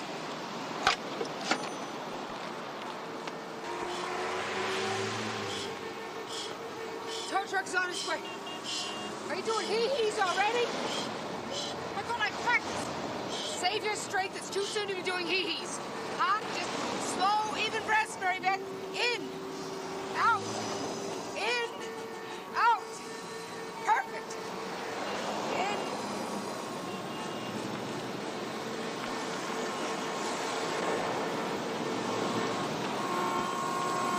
I'm a police officer. We need a cab right up here if you'd follow me, please. No. Cash, all right? Just follow me. All right? Hold it, please. Hold it, please. That's it. We're right on. That's it, yeah. Come on, right here. Right on through. Good, yeah. I got us a cab. That's it, right in here. That's it. Perfect, yeah. Good. Okay, we can use some help here. Thank you. Okay, stay right there. You lift your hand home. Okay. Thanks a lot. This is your lucky day, lady. Yeah, you put a fool with me. You got some luggage or what? Yeah, one suitcase, that's it. Doing nothing. Thank you very much. Okay? Okay. Easy. Yeah. Okay, here we go. Great. Oh, yo. Hey, not me. What do you mean, not you? Hey! pal. You can kiss your license. Come on. Got the number? Kirby, sit down. Just I don't back want to sit down. Would you I want to stand. I'm writing down his number. What is it? C? 3C. 3C. 4-2. 4. Yeah, 2. Right. Oh, Now, will you sit back? What is it? No, What's wrong? Another contraction? Yeah. Sit down. I'm going to stand for this one, okay? Okay. Hold on. Okay.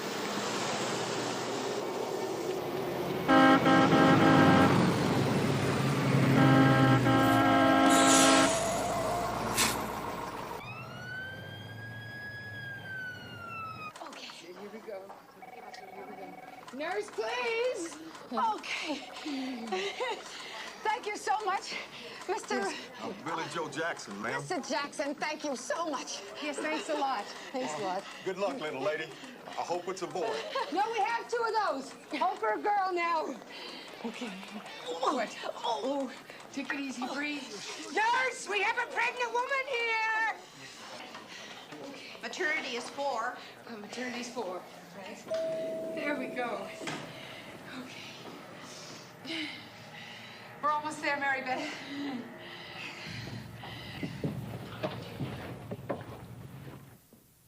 Hey, what's going on here? What the hell is wrong with the damn machinery? Uh-oh. What is it? What is it? My water broke. Her water broke? My water broke. What are we gonna do in here? Take a couple of deep breaths, Mrs. Lacey. Excuse me. I did that. Oh, God.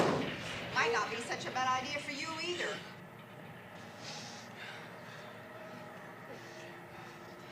Yes, perfect. In. Out. In. Out. Out. Here we go. Breathe easily, Mary Beth. Here we are. It's the 4th floor. We're on the maternity ward, Mary Beth. We're almost there. Okay? Hello, I'm with Mrs. Lacey. Where's her room, please? Yes, it's right down here, Mary Beth. Hey! Hey! It's hard to concentrate. It's hard to concentrate. That's why I'm here. That's why I'm here. That's why I'm here. Just relax. Breathe in. Breathe in. Come on, give the kid some air. Give the kid some air. That's it. Give her some air. Give her some air. She needs you now. Give her some air. Deep breath. That's it. Relax. Okay. I'm here, Mary Beth. I'm here. Hi. Thank you, Chris. And my heart. Hey, my baby. How are you doing, sweetheart? You doing all right? Yeah. Oh, my baby. Yeah, this one's something else. Yeah, just like his mother. You need anything, babe? Huh? You. Me? You got me. Hey, Yeah. easy. Yeah. Okay. Okay. Okay. Okay. Very good. Oh. Okay. Okay. Okay. Good. Hey. Oh, baby.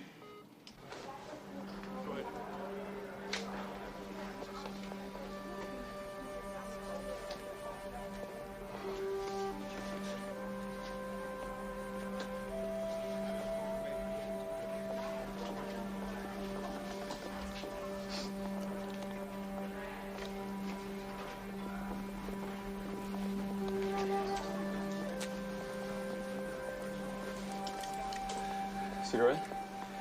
Oh, no, thanks. I don't smoke. Neither do I.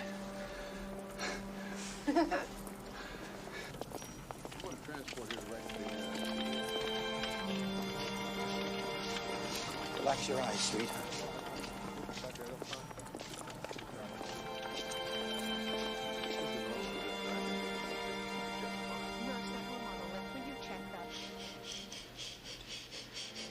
Nice and slow, Mary. Slow, sweetheart. No, baby. Slow. Honey, relax your hand, my sweet. Mary Beth, please. Come on. Relax. Relax, baby. Relax your shoulders. Relax. Refill? Yeah.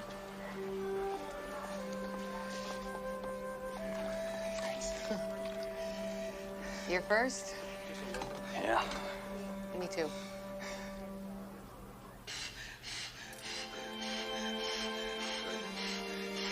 I push? In a moment. We're almost there. You're doing great.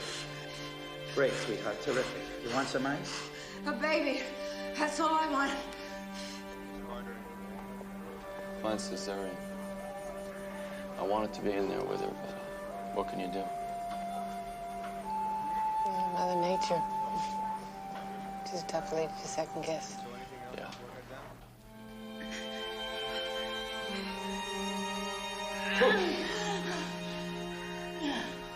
One more, please. Push. Now, one more time.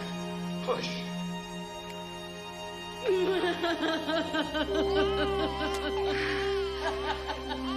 did it, Mary Beth. You did it. We did it. Let me see that baby. Let me see that baby.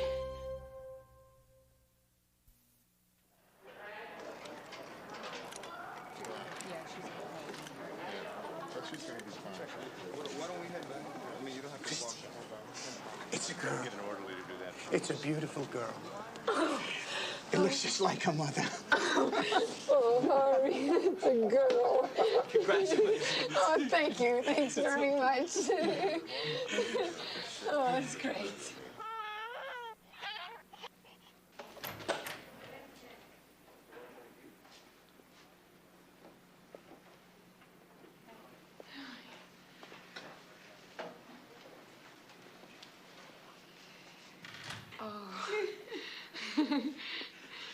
My daughter beautiful?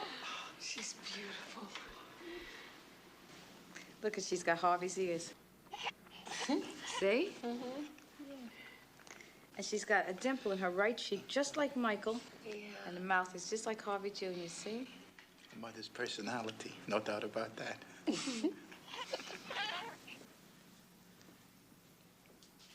Also, she has all her fingers and all her toes. Oh, she's perfect. She's so perfect.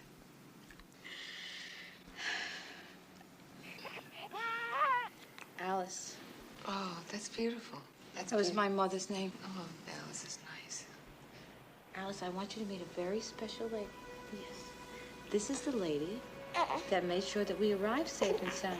Yeah, I don't know what we would have done without her. This is Sergeant Christine Cagney. This is Alice Lacey. Hi, Alice. Yes. This is Miss Alice Christine Lacey. Thank you. Oh, baby's got to have a good name to live up to.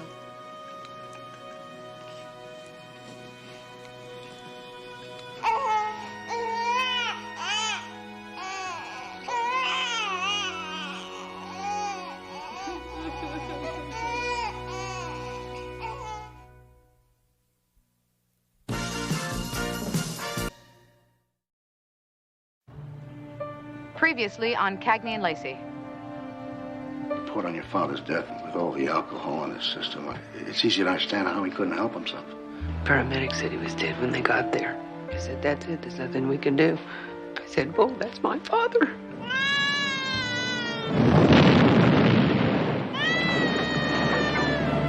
Everybody loves a hero. I'll see you again someday, Pop.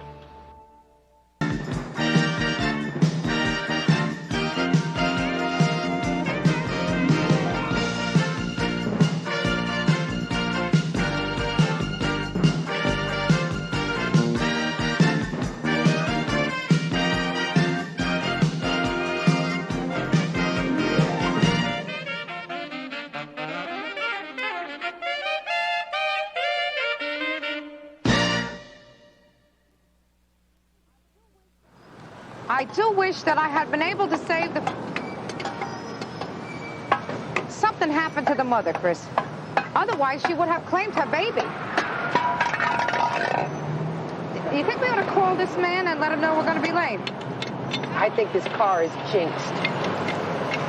Chris, any car that hit that pothole at that rate of speed... Pothole? It was the Grand Canyon. You could open a national park here. I hate this jack.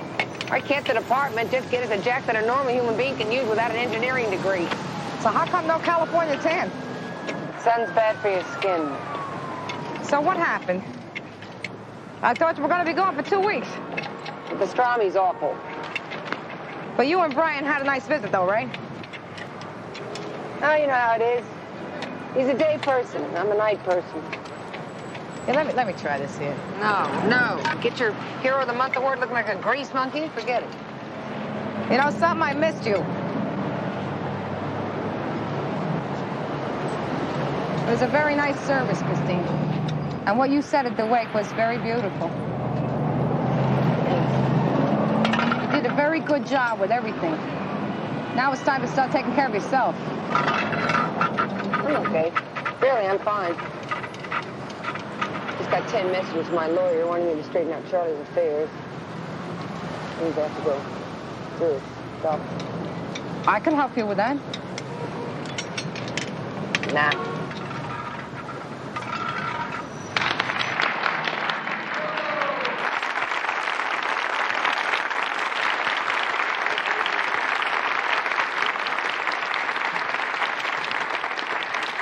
Hello?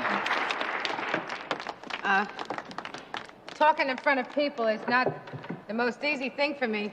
I said to my husband, a burning car is small potatoes compared to this. But I would like to thank the Daily News for this beautiful award. I know exactly where I'm going to put it in the living room. And next year, my son Harvey Jr.'s high school diploma is going to hang right next to it. I was speaking to my family about all this being a hero and all, and it was not like that.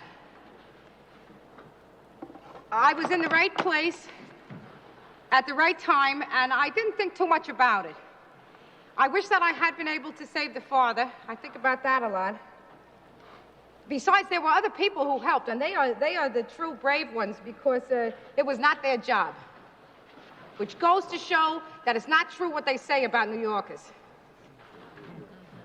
Finally, I would like to accept this award on behalf of the many other policemen and women who do stuff like this every day and who never get any recognition.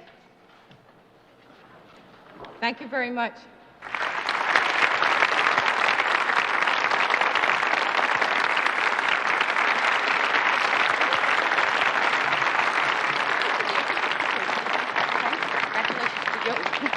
Thank you, sir. Thank you. Okay.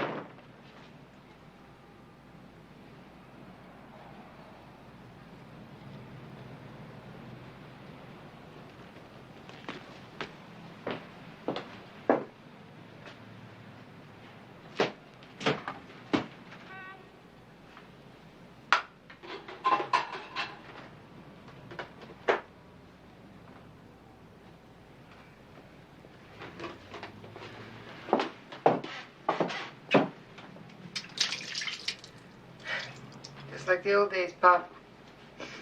Pouring your stuff down the sink.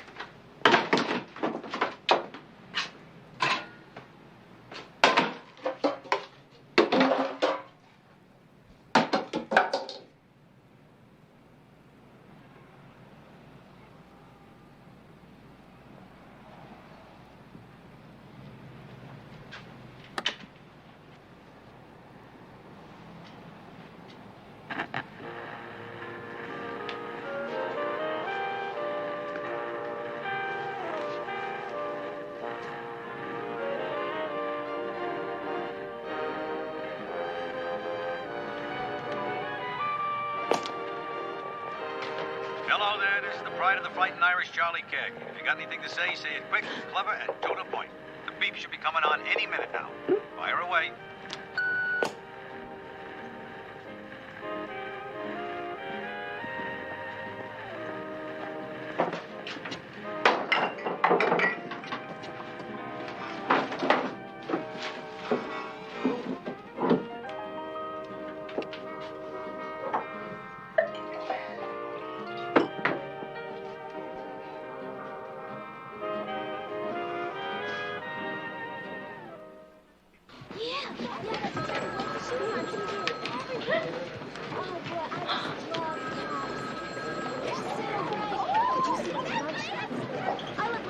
Would you mind if I take that thing down? It's beginning to embarrass me. Mary Beth, you better savor it. Tomorrow it's Detective Who? Yeah, back to normal. I see. Inspector Nelman just called up to draw my attention to this morning's paper. What are New York's finest doing to quell the lonely cries of baby John Doe, etc., etc.? Where is the mother? Detective Lacey, who saved the infant, said we are doing our best. The inspector would like some specifics. The description we got yesterday is running over citywide radio, sir. And we arranged an identikit sketch that uniforms are passing out at hospitals and shelters. Oh, that's good work. As always, Lacey. Have you heard from Cagney? Morning, Lieutenant. I'm sorry I'm late, Mary Beth. Morning, Christine. You okay? Yes, I just had some personal business. Oh, sure. You take as much time as you need. Anyways, now that you're here, I don't have to wait any longer. Everybody, gather around here, please. This personnel order just came up today, and it concerns one of our own. Detective 3rd grade Mary Beth Lacey, shield number 763. Your promotion. Hold it. It's not that, but it's something pretty important. For an act of outstanding personal bravery, intelligently performed in the line of duty at imminent personal hazard to life, under circumstances evincing a disregard for personal consequences, the department sees it fit to bestow on her an honorable mention commendation. Congratulations, Lacey. And you wear it with best of health. Thank you very much, sir. A hell of a medal. Wonderful. Lacey, come on back to my office, please. Yes, sir. I never got an honorable mention. Oh, you talked down a jumper, Al. You didn't risk your life. I'm afraid of heights. We have a toast to a promotion, well-deserved and definitely delayed. The lieutenant was very clear that the promotion is only a maybe. That's because he has to say that. I'm telling you, it's in the bag. Oh, no, one is my limit, especially at lunch. Another toast to the very best partner that there is. Back to you. You know what Charlie said to me about you? And the man knows cops. Charlie said that Mary Beth Lacey knows people. You can't go out there, Chris, he said, without a partner who knows people. Thank you, Chris. I'm thinking that we ought to get back. And you know the best part of all, Mary Beth? Is that I don't have a jealous bone in my body. I'm just so happy for you. Hey, everybody, I want you to join me in a toast here for my partner, the Detective Mary Beth Lacey, Hero of the Month, and recipient of the Honorable Mention Award for Bravery. We have a bona fide hero here in our midst. Please join me in the toast. I'm the hero, and she's the shy one. Yeah. It's a shame to break up a party like this, but we really have to go. Oh, no. Whoa, wait 1 second here. Whoa.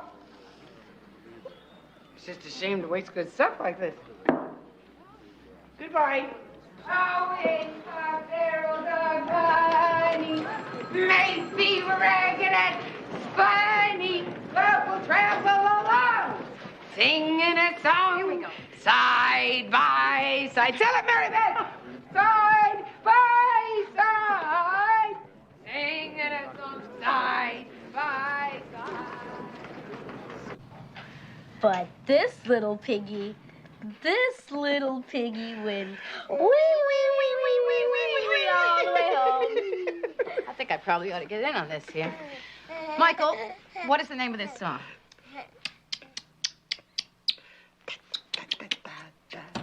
Yankee Doodle. Yeah, went to town. Would you guys keep it down in here? I've got the whole French Revolution to get through tonight. Yeah, I sympathize. A lot of people lost their heads over that one. Oh, Harvey. Okay, everybody out. Time for bed. Alice, you got a date with the Sandman. And your brothers are going to get you ready. Am I right, boys? Of course. Yeah. We'll be in 11 minutes. Okay. What a sweetie. Here, you can have this for a while. Oh, honey. There we go. Oh, yeah. Oh, come on. It's okay. Oh, Harv. I had the best couple of weeks. You know, people fussing all over me. You deserve every bit of it. I liked it. It felt good. You know, when I saw you get that award, I felt so proud of you. What? I don't want to sound small or like I'm ungrateful or anything. But? Come on, spit it out. Why didn't I get it sooner? And how come I had to wait all these years? Why didn't I get it for real police work? Saving a life is real police work. Anybody could have done what I did, Harvey. Anybody. Anybody didn't. You're the one who did it.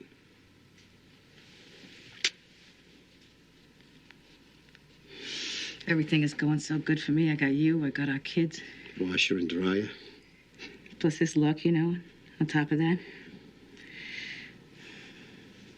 This is the good times for me. And it's the hardest time for Chris. Yeah. Well, where is it written, Mary Beth, that there has to be a balance? I don't know. It's not the way I fantasized it would be. I didn't get any thinner.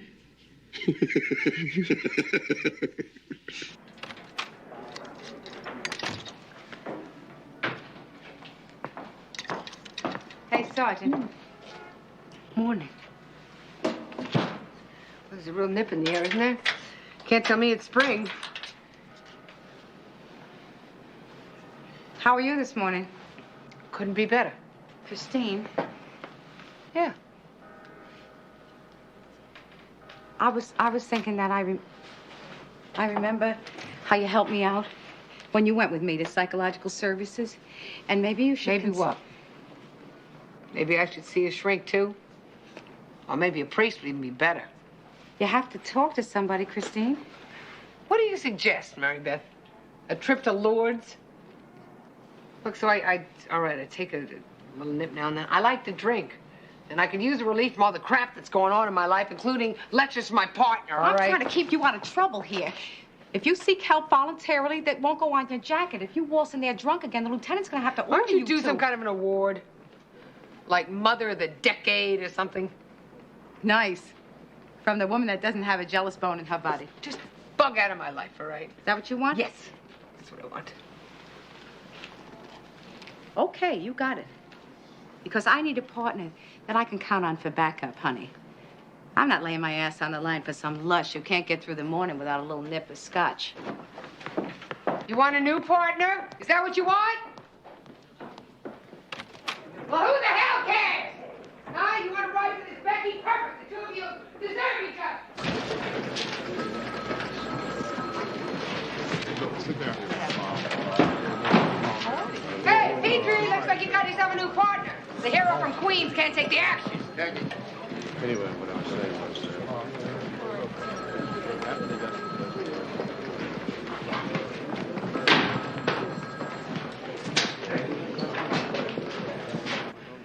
let's have a boss-to-boss talk. You've been way out of line lately. What are you talking about? Maybe you need some more time off. I'm fine. Not so fine yesterday. You were 3 sheets to the wind. I beg your pardon? Come on, Cagney. Don't kid a kidder. You were drunk on the job. Cagney, you know that I think that you're a damn good cop. But you're just human, like the rest of us. You had a big loss in your life. And I'm handling it. Not from where I'm sitting. Remember my partner that I talked to you about? Well, I would hate to see you pickle yourself. Yes, Samuels. Yes, Inspector.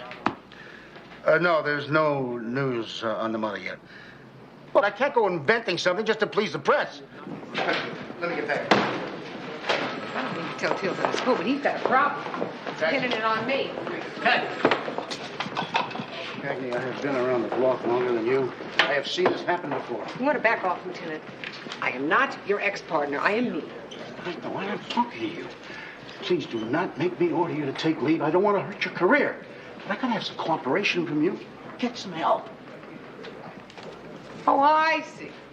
Because you've had to lay off the sauce, that means the rest of us can't have a little nip every now and then? Cagney, that was between you and me. You owe me better than that. Excuse me, Sergeant. What is it? You want a piece of me, too? No, the baby's mother's here. Jane Beckwith? That's what her ID says. All right. Two of you take care of your case. You and I'll finish this later. Handle it with this Becky, Mary Beth. If anybody's looking for me, you just tell them I'm out the feed.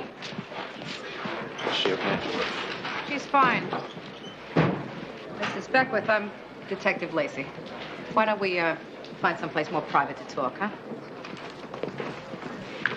I told you. I went to my sister's. I went away because I was weak and I needed to rest. The birth was very difficult. That's why I went to my sister Carol's. In Allentown, Pennsylvania, is that correct? Mm-hmm. Why didn't you take your baby? It was a small apartment. Tommy Jr. was already on the bottle, and his father, he rest in peace. Tom was real good at taking care of him. Look, I feel bad enough. Please, can't you take me to my baby? He's a beautiful baby. What did he weigh at birth? 7 pounds. 7 pounds even. Well, around 7 pounds. My 3 kids were 7'3", 7'8½", and 7 pounds, 14½ ounces. What hospital was he born in? He was born at home. And what was your doctor's name? We couldn't afford one. No doctor? No midwife? We haven't been able to get back on welfare since we moved to New York. This baby's mother must miss him terribly. Yes, I do. And I want him back now. So does his true mother. That's my baby!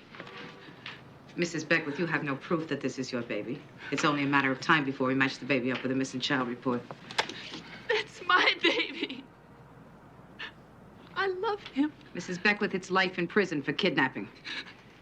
If you cooperate with me, I could help you get the sentence down. But I love him. I took better care of him. I never left him sitting alone. I have a right to a baby. He should belong to me. Oh, God. Come on, Nancy Drew. Let me help you out. I can get up by myself. Oh, come on. Oh, wow, you Sorry. got me all wet. I didn't realize that you... It's my good blouse, too, and I'm drenched. I'll probably get the flu. said it was sorry. I know it. I know you are, but I smell like a okay. brewery. It's okay, Chris. Really? It's all right. It's all right. Tony. Yeah. Huh? Touch him. Hmm? Touch him. Come on. Be a man, right? Touch him. Chris. You can't even fake it.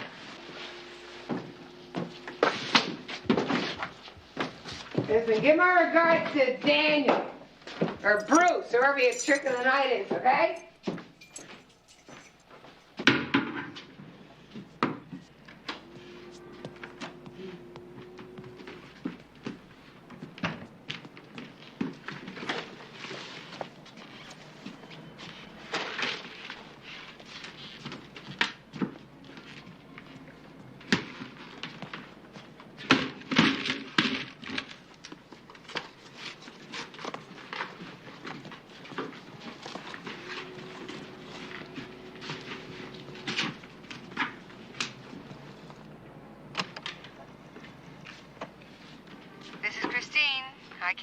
call right now, but if you leave a message, I'll get back with you. Christine, I've been looking for you. Update on Jane Beckwith. Turns out she kidnapped baby John Doe. We matched with a missing child from Gary, Indiana. And I got a hold of the real mother. She's coming in to get him. I'll tell you all about it when you call me back. I'm home all night.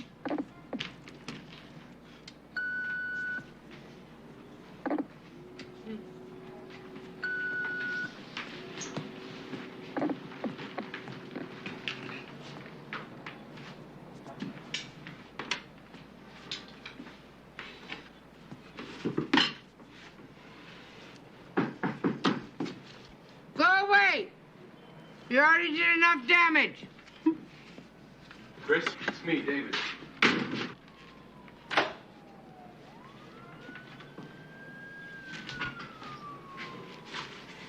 I'm not home. You left the door open. And to what do I owe this intrusion? I was worried about you. I don't blame you. You know what that damn Greek did? He spilled beer all over my shirt. See how it's clinging to me? It's pretty sexy, isn't it? Do you think I should enter a wet t-shirt contest or something? How about some coffee, huh? No. I need a cup of tea. Yeah, but I have to change my shirt. And I want you to help me. Remember how good you used to be at that? I mean, that was what it was all about, isn't it? Wasn't that the best part? Sex? Admit it. Come on, admit it. All right. How about I fix us something to eat? No.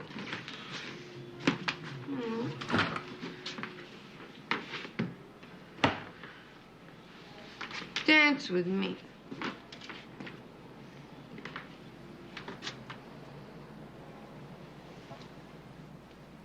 Dance with me.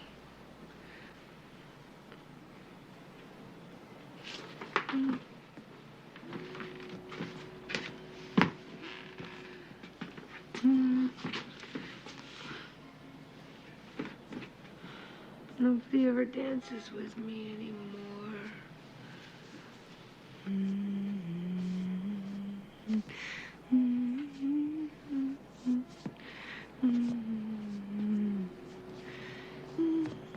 I'm sorry. It's all right. I'm sorry. It's all right. You're gonna feel a lot better in the morning. Come on, I just get you into bed. That's exactly what I had in mind. I gotta get you out of those wet things and into a robe. And then I'm gonna make us some coffee. David, you don't have to take advantage of me. I give you permission. I'm all yours. Come on. Dun, dun, dun, dun, dun, bum, bum. No, come on, Chris, stop. David, come on. Let's go to bed. Okay? You always said I was the best. And I am. I'm the best. Come on, let's do dirty things to each other. Touch me. Chris. What? No. Oh, forget it. Forget the whole damn thing, all right? There are a million guys who would give their eye teeth to be with me.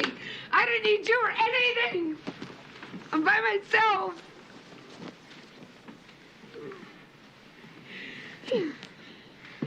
I'm here. Please don't go.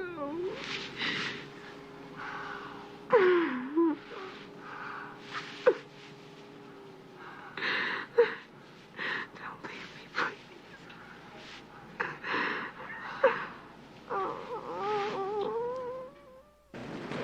I told you, Sergeant Coleman, she's out in the field. Don't give me that. She's not taking leave, and she didn't call in sick. It's been 2 days, and I gotta tell the lieutenant something. Lacey? Yes, sir? Where is your partner? She's out in the field, Lieutenant. For 2 days straight now? Next time she calls, you put me on the line. Yes, sir. I can't wait for her any longer. All right, everybody, listen up. I never could keep a secret anyway. Effective 9 a.m. tomorrow morning, Mary Beth Lacey will henceforth be addressed as Detective Second Grade. And with this promotion comes $7,000. So, we all know that she can now afford to throw herself the traditional party in a Class A manner. And personally, I plan to starve myself a whole day until tonight at Flannery's. Congratulations. Thank you very much, sir. You better call Flannery's and tell them to expect an invasion. I'm doing that. Hey, we'll be there. How about taking it to tapping on the green? Or at least Mamaleone's, huh? Hey, sir, you gonna take your thermos and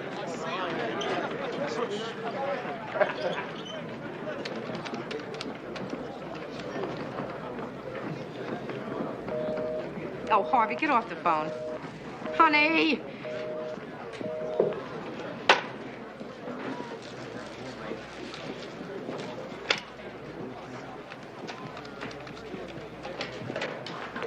This is Christine. Chris? I can't take your call right now, but if you leave a message, I'll get back. Chris, it's me. Where are you? I can't keep covering for you. Are you there? I made it, Chris. They gave it to me. I got my promotion. Hey, Mary Beth. Come on and celebrate with me, will you? 7 o'clock tonight at Flannery's. I'm very happy, Chris.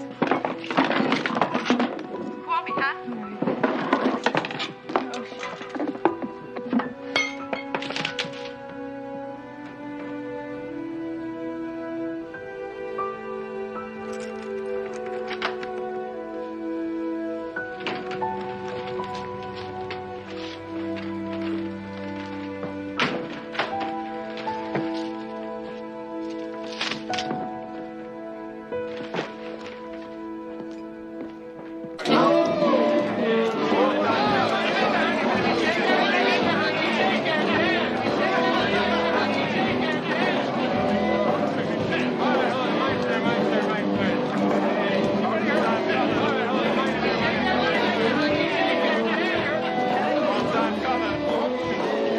I propose to toast the detective's second grade. Mary Beth Yes! Lacey. Hip, hip, hooray! Hip, hip, hooray! Hip, hip, hooray! There's someone here who's real anxious to see you. Oh, she finally showed up, huh? Christine? Detective Lacey? Yes, ma'am. I love Lacey. I'm sorry to interrupt, but they told us you'd be here at the precinct, and we just had to come. Well, I'm glad you did. Who are you? Jim and Linda Chandler, detective. We just had to thank you in person for saving our baby's life. We never thought we would see him again. Every time I think about it, I get sick inside. I'm glad you're all together again. It's like a miracle. I just wanted to tell you. And thank you. And what is his name? What's his real name? Eric James. Eric James Chandler. It's a much better name than John Doe. Eric is a lucky person.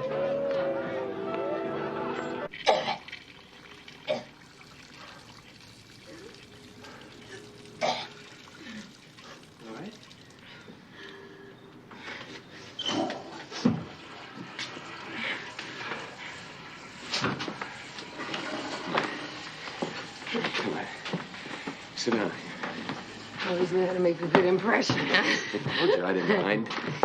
Anybody in the right mind with mine. Don't push me. Will you just let me take care of you? Okay.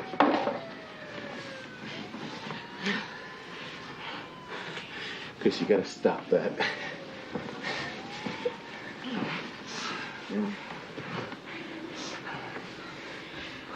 Got any ice cream? No, I brought some soup. Make me puke. I want ice cream. I don't feel good. No kidding. Are you okay? I just need a good night's sleep. A lot of stuff I have to figure out. Chris, I'll be here for you. Yeah. Maybe. People leave, you know. Please, stop that. No, Hey, don't. come on here. It's my bottle. This stuff is killing you. Did you stop it? No. I want a drink, so buckle up. No, Chris. No. Hey. What the hell you do? Hey, that's my clothes, Buster! Give him, you son of a bitch! Stop it! You have no right to do that! Oh, yes, I have a right! Christine, I don't even know who you are when you jerk like this. Please! Oh, please. I'm Christine Cagney. I can help myself. What are you doing? Oh, poor alone. This is Christine. Don't you know that? No, Chris! Chris, I love you! I love you! Leave me Detective alone. Second Grade Lacey, the party. Get out of here! Thanks a lot for showing up. It meant a lot to me. Lacey. Yeah? This is Dick. Could you come now? Christine isn't such good shape. Could you come now?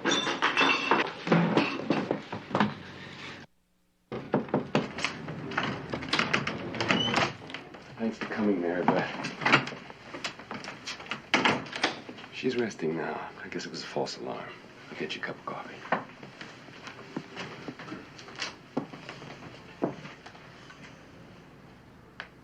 Hello, Chris. Hey, Mary Beth. You know never ever to come to a party without your bottle. My beer's mine, all right? But you can have the potato chips. David, where are the chips? I guess Where I'm are going the to need chips, your help. David? Look, You can have all the I'll chips start that you the shower. want. You make some coffee. The beer and cookies are mine. Don't bother. No beer for her or the horse she rode in on, all right? Hold it up over your head like the Statue of Liberty, David. Look, we clean her up, Make her get some jump food and for coffee it. into her. She'll be as good as new. I don't think it'll help. I love that statue. Well, I just don't know what else to do. I love the Statue of Liberty. Don't you? Leave her there. She's not passed out. It's French, you know. Are you listening to me? I know what I'm talking about. Smell this I place. saw the whole thing. They had fireworks and everything right outside this window this summer. You look exhausted, Mr. Keeler. Mary Beth, I guess Beautiful. I am a little bit worn out. For space. Well, what do you think? Maybe I should take the next shift, For huh? amber waves of. Go home and get some rest. For I'll call you 8 o'clock tomorrow morning. America, I can't leave it like this. I can't go anywhere. God shed His grace. Boom! With the cannons. There's my fireworks man. They're my fireworks man, right? Christine, you better sit down. No. What's she doing here? Get her out of here. You can take care of me just fine. Fine, all right, David? Right, David? Don't you know the two's company? Three's. What's the name with John Ritter? Well, I'm the blonde with the boobs, so you must be the little brunette. You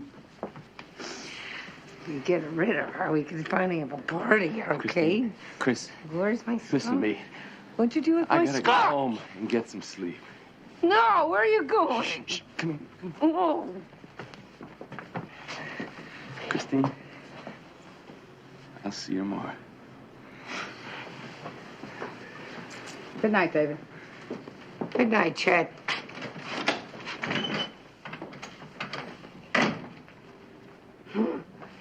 Guy's got no guts. Well, good riddance to bad rubbish, I say. What good did he do anyway, huh? He's just a Benedict Arnold. He should wear a red coat and worship the king. Let him go. Thought that was old news between you two. Let them all go. They all go anyway, don't they? Charlie, my mother, and even my dear brother Brian. What does he do? He up and moves 3,000 miles away. Surf and sun, wife and kids. And then I go to visit, and what does he do? He picks on me. Well, let him leave. That's what they all do anyway. You care? They leave. I'm not leaving. Please. You have Harvey and the kids. And your birthday parties.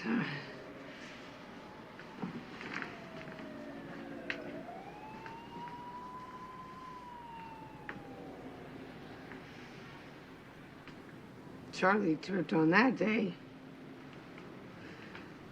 When he got cake, frosting, chocolate all over his white shirt, and he started screaming like a crazy person.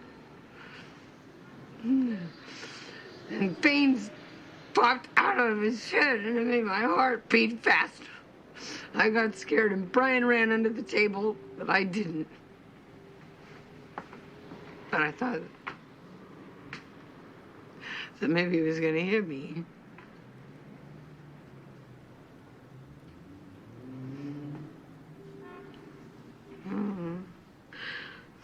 When he left, I was 10. And he packed up all his stuff in boxes and tied it all up with string. And in February, and I made him Valentine myself, and inside I wrote in it, "This is the last Valentine that I'll ever give you, Andy." And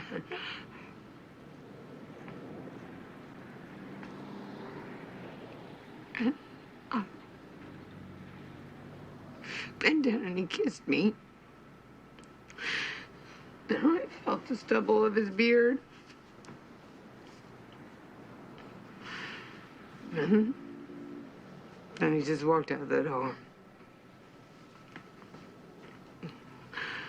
I waved for a long time. After I saw the car was gone, I just kept on waving.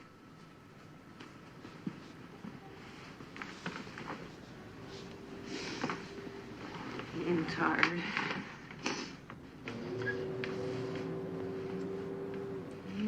If that baby was kidnapped, we ought to find the mother for it and make up a 5.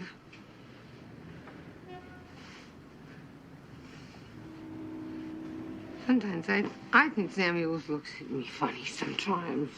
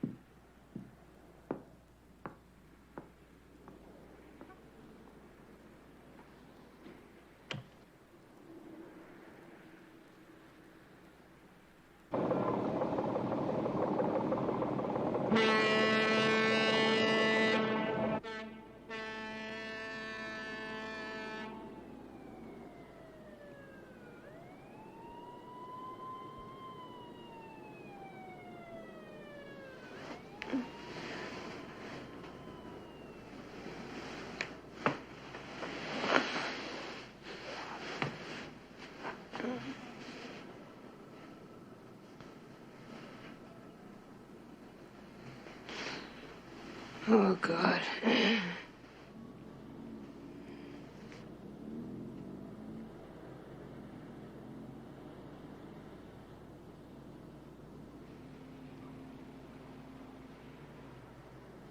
David left his tie. What? David Keeler? He left without his tie. He was here last night.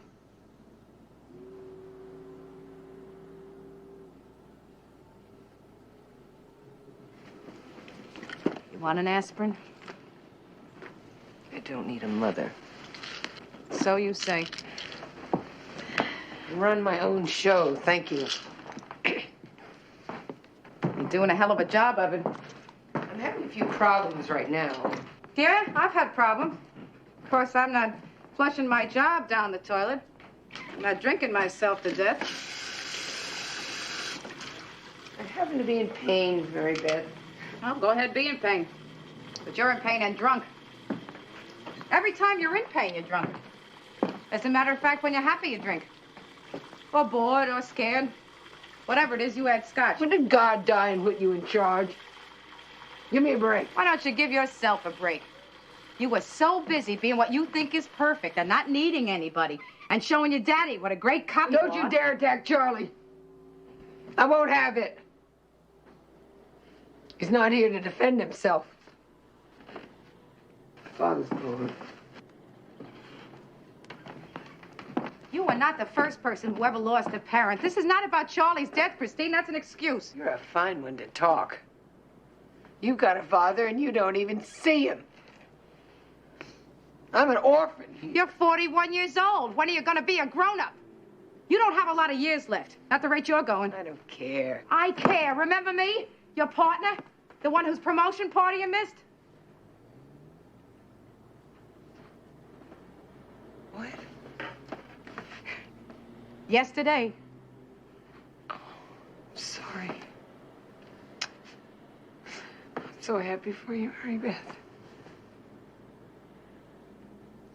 I'll make it up to you. I'll throw you a party. We'll have a great one right here. Best you ever had. I'll get waiters with white gloves, and I'll get you a jazz band, anything. I don't want a stupid band. I want my partner back. I had a partner. She looked something like you. She was smart and funny. A born cop, but she has not been around for quite some time. The woman I've been working with recently is just rude and selfish and irresponsible, and she's trashing her life. And it's my life. Nothing is enough for you. Nothing. If you were made commissioner and had $1 million and Robert Redford in your pocket, would not be enough for you. Nothing ever fills you up. Nothing ever makes you feel all right. Charlie did. He loved me no matter what. Charlie killed himself. He didn't just fall, Christine. He was drunk. Your father was a drunk. Christine! So are you. You shut me out if you want to, but I'm going to say this for the record. He had 0.25 alcohol. I saw the report. You saw the report. Your father slipped and fell and bled to death because he was so damn drunk he couldn't even get up. Believe what you want. Say it was an accident. Call Charlie Cagney a saint.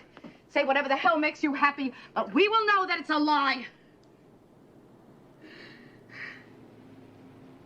Oh, Chris.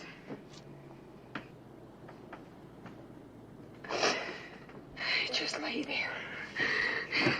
He couldn't move. But if he hadn't been drinking... If he hadn't been drinking... Chris, if he hadn't been drinking... He'd be alive. And I hate him for it. I hate him. I just hate him for it. It's not fair. Christine, I love you. And I don't want to lose you. I loved him, too. I don't know what to do anymore. I don't know what to do.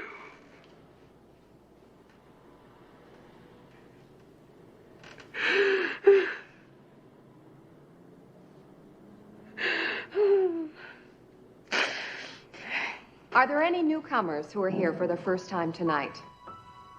So that we can get to know you better, please tell us your name and why you're here.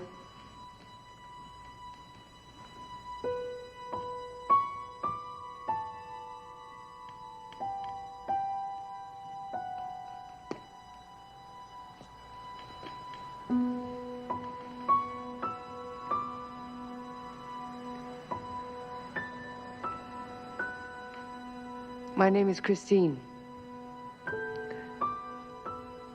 I am an alcoholic.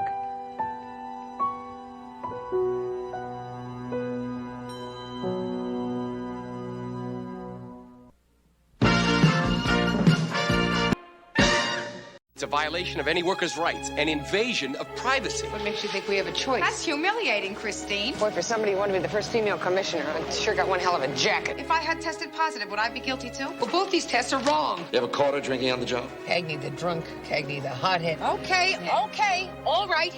I am angry. Is this what you want to hear? Fine, we'll play it by the book. And afterwards, I will take the book and stuff it in his library. Both charges are against both of you. For what? Crimes against the state.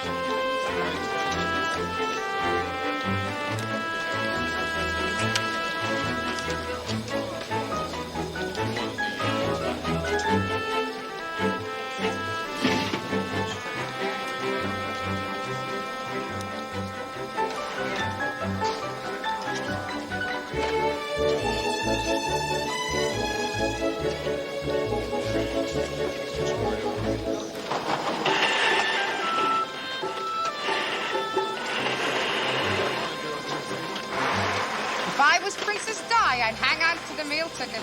What's she gonna do? Go back to teaching nursery school? Yep, from Buckingham Palace to Di's daycare. You want to slow down, Dottie? It's not like we're being paid by the unit.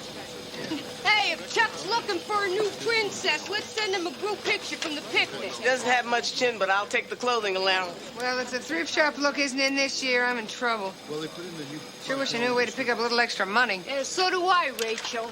You work your cha-chas off. But after Uncle Sam takes his cut, you're lucky if you can afford a night out. I'm lucky if I can afford a night in. Hey, if money's the question, a rich man's the answer. And unless a guy drops $100 on a date, well, no money, no honey. Any sugar daddies here? Here? You kidding? Well, what about this man with all the gold chains? He's always taking breaks. What's he, meeting a girlfriend or what? We kidneys. Chains of fate. Rachel's got the hots for this poker player in shipping. Oh, I heard he's drowning in IOUs. Yeah?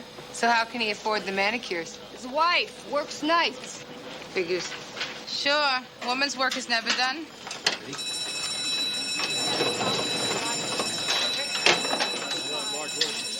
You know who I'd like to be? Who? Fawn Hall.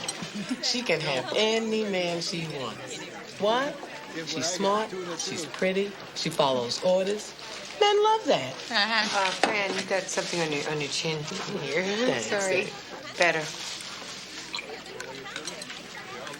Who's Robert Redford over there?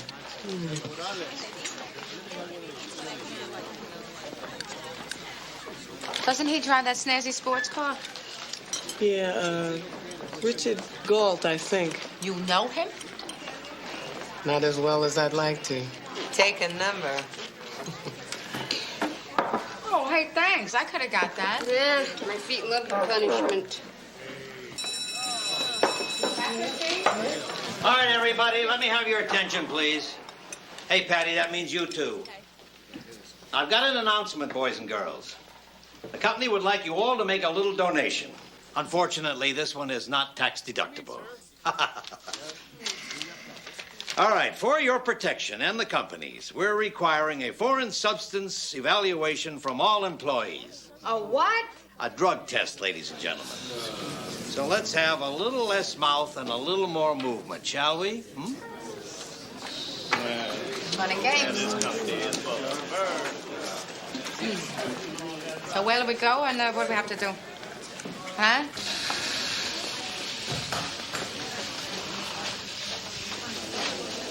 You know, they pay us squat for wages. Now they want us to squat for them.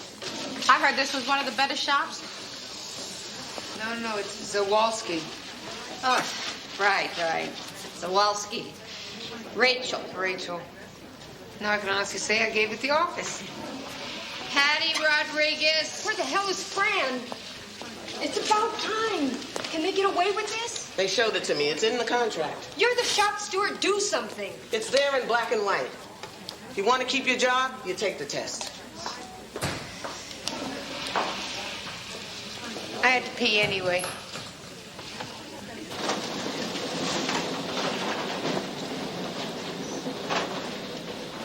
How are we supposed to keep an eye on the microchips when they drag us down to the John? Who's this?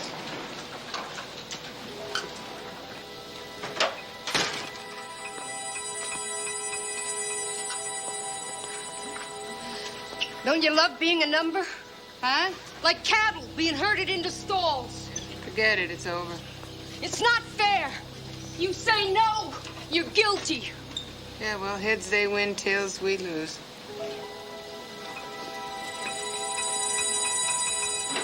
How do you think the test works? Do I care? Well, nice talking to you.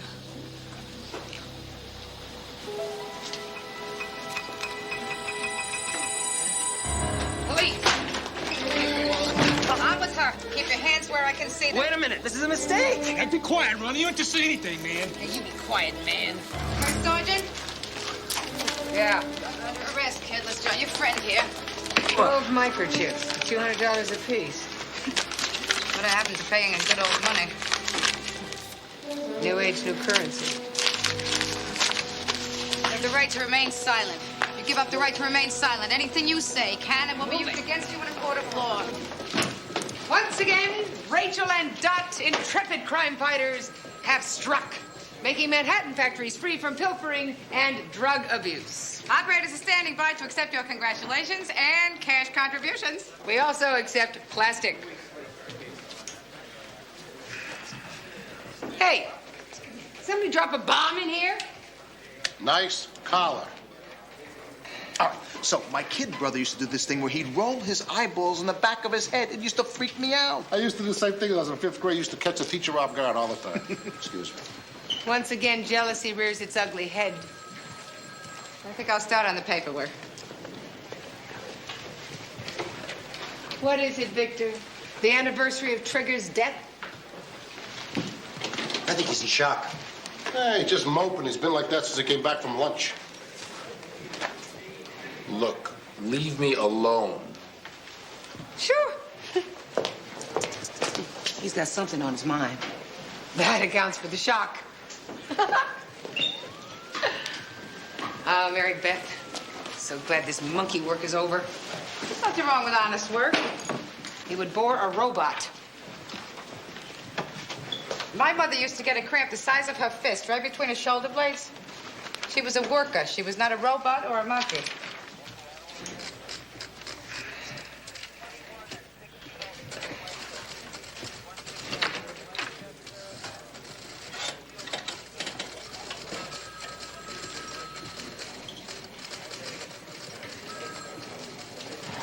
Oh, yo!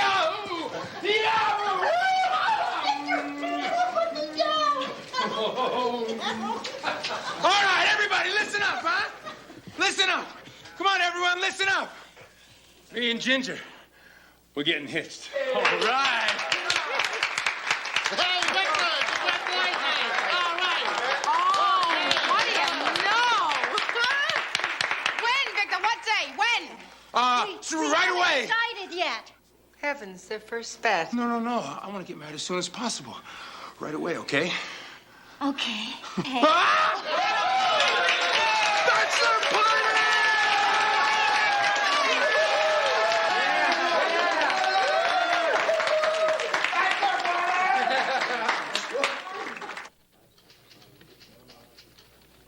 Harv and I almost didn't get married because of his bachelor party. You don't want to know. There's nothing more sophomoric than a group of guys contemplating their hormones. I like so much what she does with her hair. Especially the color. It's a firm handshake. I like that. Firm. Very. I like that. Ooh, that woman's amazing. She got enough brains for 2 people. She's gonna need it. Imagine a cowboy like Victor hitching himself to a PhD.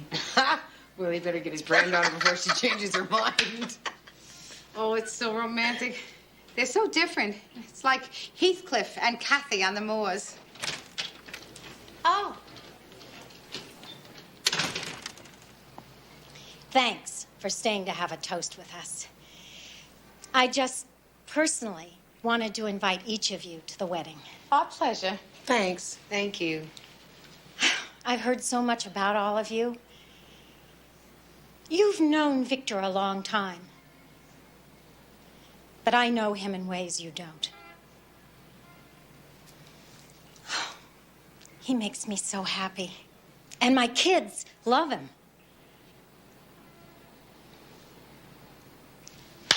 Well,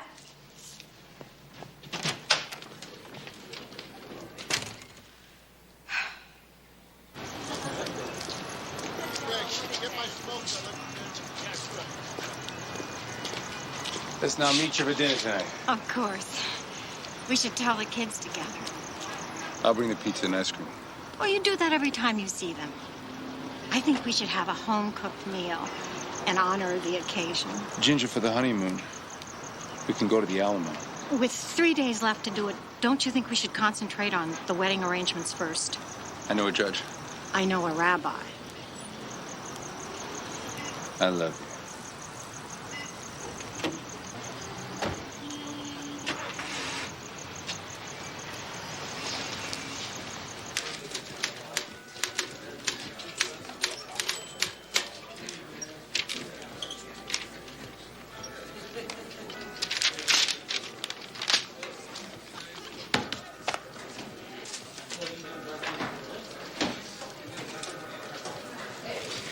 Mary Beth, forget the overtime.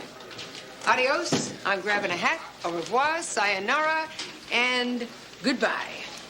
I'm going to treat myself right. Are you going to a meeting? Nope. Going shopping. I don't have a thing to order. It was Becky's wedding. Men think you're kidding when you say that. At least David did when I told him I was canceling dinner, but he could help me pick out a dress. Men don't actually understand shopping. I think it's genetic. See ya. Night. Happy hunting.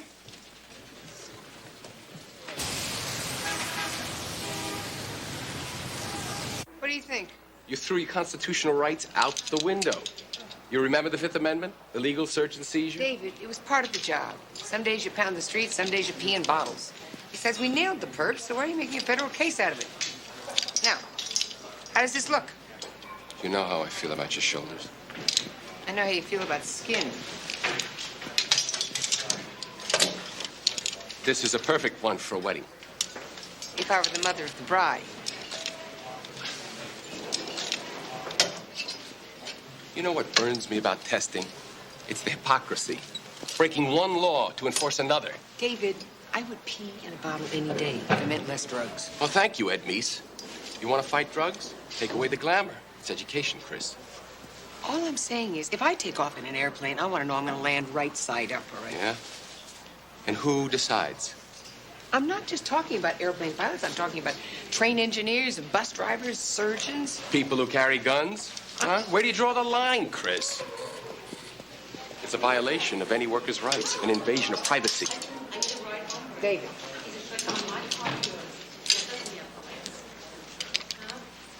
This is an invasion of privacy.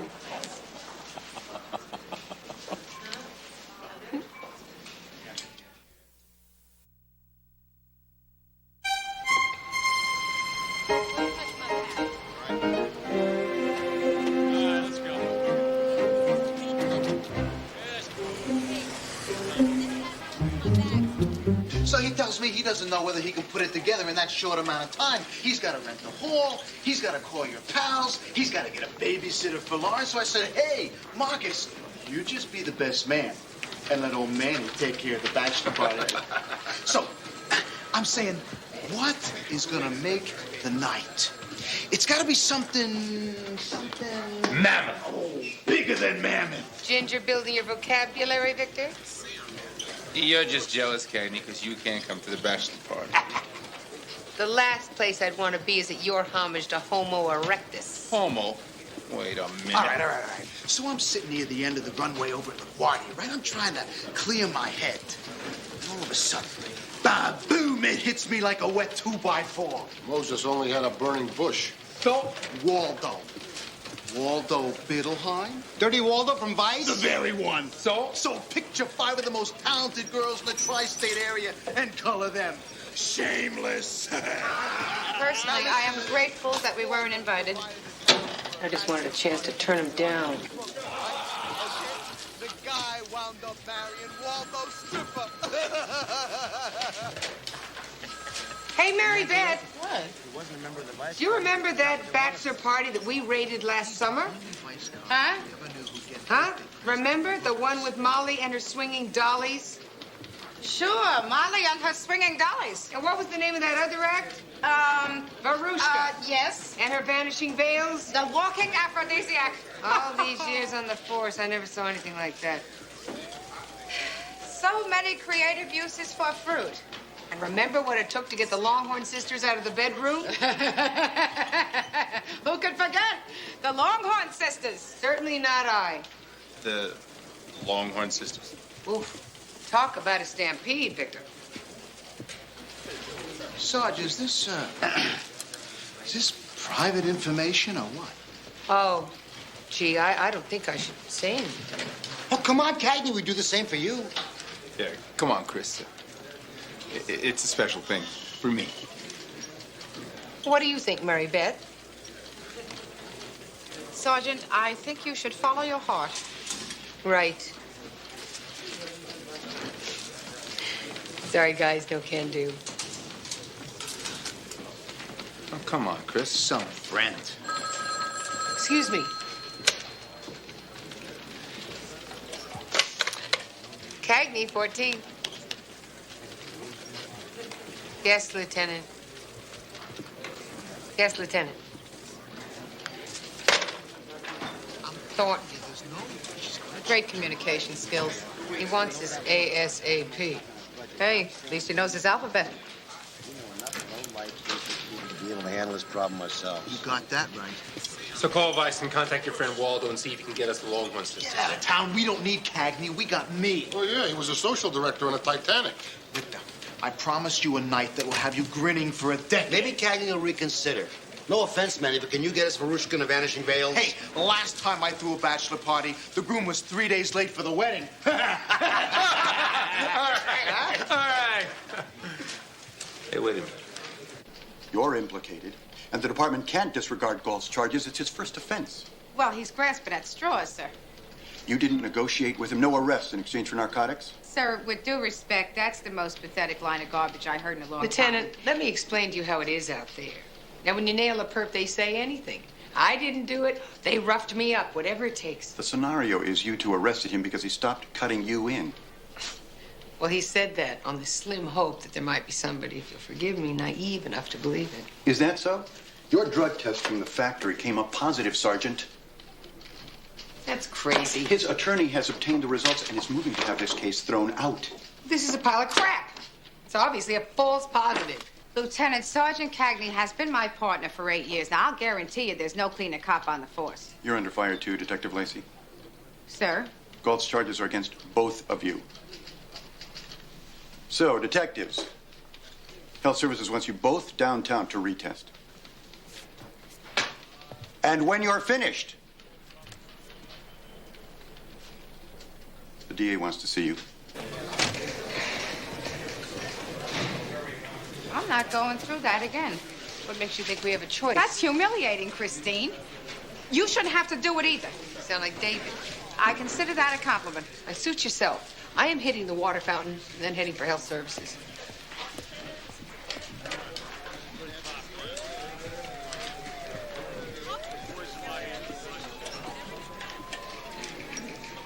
There are 2 tests, so we require 2 samples. The screening test gives a reading within 24 hours. To confirm those results, we perform our second test. It takes longer, but has an accuracy rate of 100%. If the test is compromised in any way, you'll have to do it again. You first. Thank you. Keep it open. I have to be able to see your hands. You too. I know, up against the wall. Look, you got a job, I got a job, all right? You want to hold the cup for me? It's a mistake. What is the big deal? You know what my new philosophy is? Don't get mad, get even. I want to get that bastard who's putting us through this. Lieutenant Thornton's computer must have malfunctioned. It's not possible that Galt doesn't have a yellow sheet. And if we nail him, I'm going to roll him up the river myself. Thornton wants to play it by the book? Fine. We'll play it by the book. And afterwards, I will take the book and stuff it in his library. This whole thing is ridiculous. Lots of things could cause a false positive. Decongestants, cough syrup, herb teas, even a poppy seed bagel.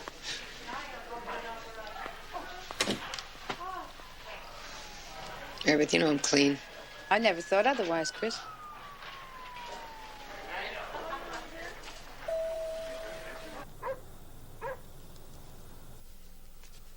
Yeah. The department strikes again, Mary Beth. You give them everything. It belongs to me, Harvey. See, I don't want it leaking out underneath the crinoline. You give them everything, they give you nothing. Turn, baby. After 19 years, they won't back you. Seems like a pretty one-sided arrangement. Harv, do I want this a little smidge shorter? All they care about is perpetuating the system. And the system says guilty till innocent. Well, now you wouldn't stick yourself if you calmed down. I got it from here. Thank you. You've had enough trouble, babe. That is not your fault. Thank you. If you're with somebody that's looking for a fight, you're gonna find the fight. Chris wasn't looking for this here, Harv. She's clean, you know that. Okay, she stopped drinking. Maybe she found something else. Christine is clean. I don't care what any test says. Mary Beth, she brought a doper into our home. Do you remember Dory McKenna? She deserves better than that from you, Harvey. She always backed me when it counted. She was in your corner, remember, when I didn't want you going on the wire? That does not mean the test is wrong. If I had tested positive, would I be guilty too? Next thing, they'll be testing people to get a library card. Could we move the courtroom to a cab, huh? The movie starts in 20 minutes. If your body's not off limits, neither are your thoughts. David, I read 1984, all right? This isn't it. Chris, I can help you fight this. Damn it! David, stop it! I'm upset. Yes, I was humiliated. Yes, my privacy was invaded. And yes, I feel like I've been hung out to dry. But I'm not your test case. If you want to be on my side, ask me how my day went. If I say rotten, then put your arm around me. Make me feel better. But don't lecture me.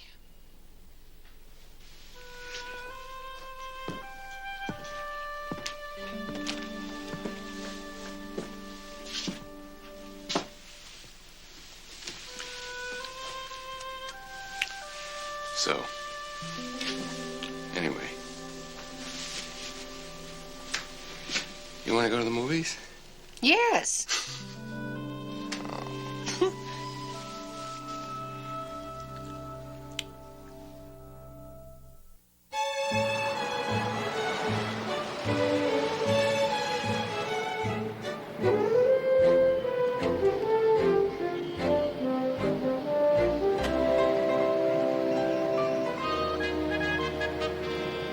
This is gonna be great.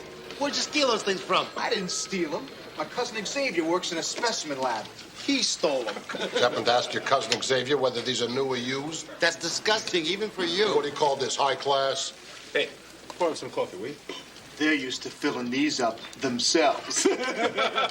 That's disgusting. Look out! Here they come.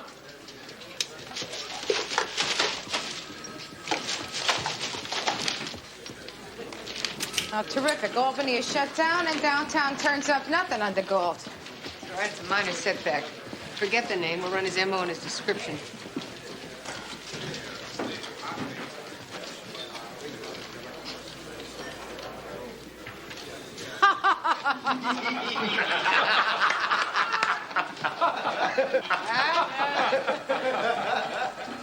Oh, gosh, that is very funny, guys. Careful, it's hot. L'chaim, Victor. Hey, no offense, Sarge. No offense taken. Oh, you're a real sport, Sarge. One of the guys. Well, gee, thanks, fellas.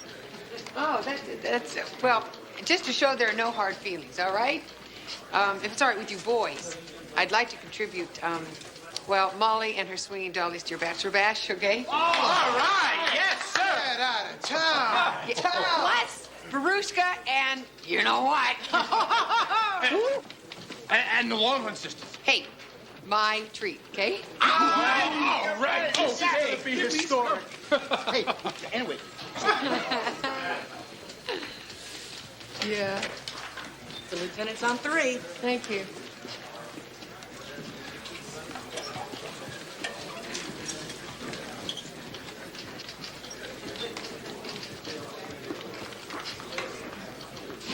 What are they playing video games in there? Basil finally found someone who speaks his language. Officer, please close the door. You're 2 for 2. Lieutenant. Your prelim test returned positive. What? That's your second positive, Sergeant. Is this some kind of a joke? Well, both these tests are wrong. You know they aren't reliable. Tests are not at issue here.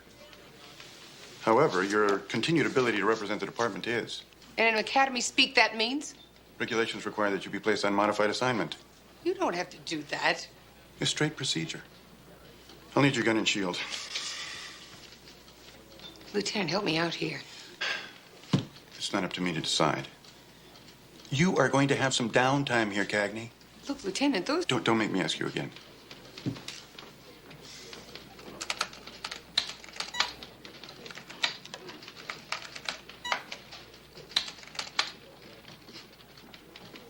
Sergeant.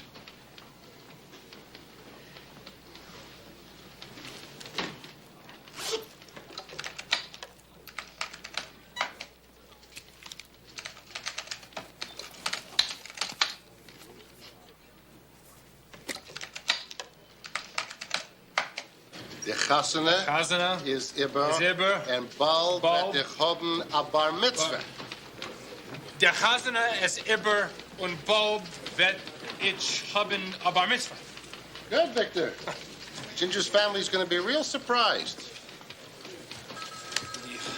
Charisma, es Iber und bald Charisma, es Itzi done dosage. It's like a foreign language. Trust yourself, Victor. You're gonna do fantastic. I don't know. A family, a kids, a friends. You love her. That's what they'll see. It's like you're John Wayne and she is Maureen O'Hara. Like the quiet man. Yes. You're right. What's the worry?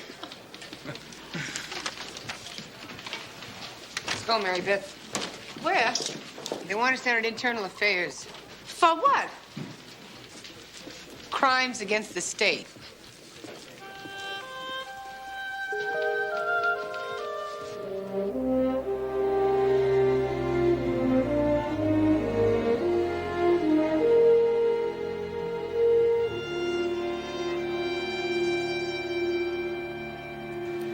How many years you got invested in the department? 19, Lieutenant Kurtz. This March. You like being a cop, huh? Yes, I do. Yes, sir. It's a long time, 19 years. Any regrets? Sure. Yeah?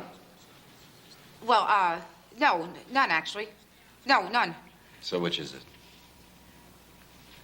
I regret taking a life, sir. Uh-huh. Did you know your partner was a drunk? What's with you? You got something to say? You bet. I'll get back to you. So did you know that? My partner is an alcoholic. I see. How do you feel about it? I'm proud of her. You're proud of her. You ever caught her drinking on the job? No, sir. Well, there's something I don't understand. It's not surprising. You like to strike back, don't you? I can defend myself. Really? How is it you got raped? Seems a contradiction. You ever been raped? I was wondering about your tests. They're wrong. Both of them? Both of them. So you have no faith in those tests? They're unreliable. Yet you relied on a test to indict your rapist, isn't that correct? Different kind of test. It was accurate? Yes. I see. So just let me get this straight. Tests are accurate unless they're inaccurate. I didn't say that. Detective second grade, that's very good. So what is the pay increase on that? $7,000, sir. Yeah. But you could still use more, right? We're okay with what we have. And you do have a lot. Quite a lot. In the last year, as a matter of fact. Stereo, washer dryer, microwave, dining room table, vibrating lounge chair.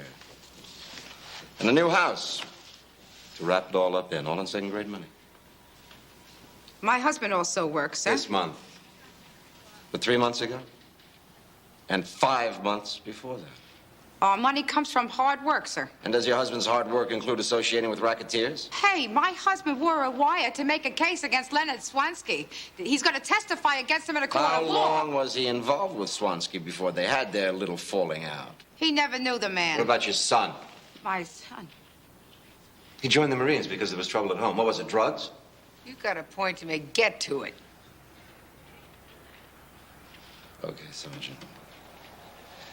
Let's talk about you. That creep knew all about the meetings I go to, how often, even knew the name of my sponsor. Well, damn him! You made us look like scum. IAD glasses, through them, everybody looks sleazy. Boy, for somebody who wanted to be the first female commissioner, I sure got one hell of a jacket, don't I? Sergeant, you're not the only one with a Oh, body. sure it hasn't been easy having me as a partner, Mary Beth. I don't want to do this, No, okay? why not? That's how you feel, isn't it? I mean, you just got your life peeled open, and what'd you do wrong? Nothing. They were false positives, Chris. It could happen to anybody. It didn't happen to anybody. It happened to me. Again. Christine Cagney. Oh, give yourself a break, would you?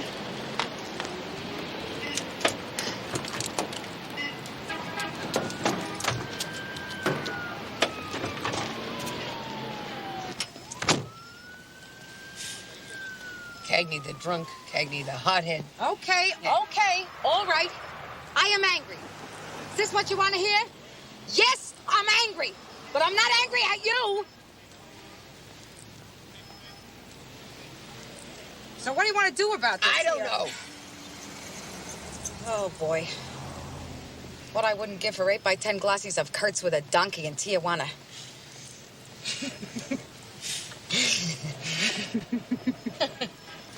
Suitable for framing. What do you say we check out personnel back at the factory, huh? We can get there before the shift ends. Also check out Galt's previous employment. Something to trace him on.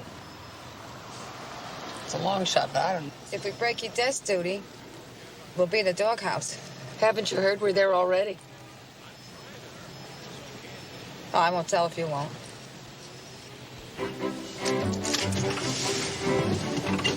Seatbelt.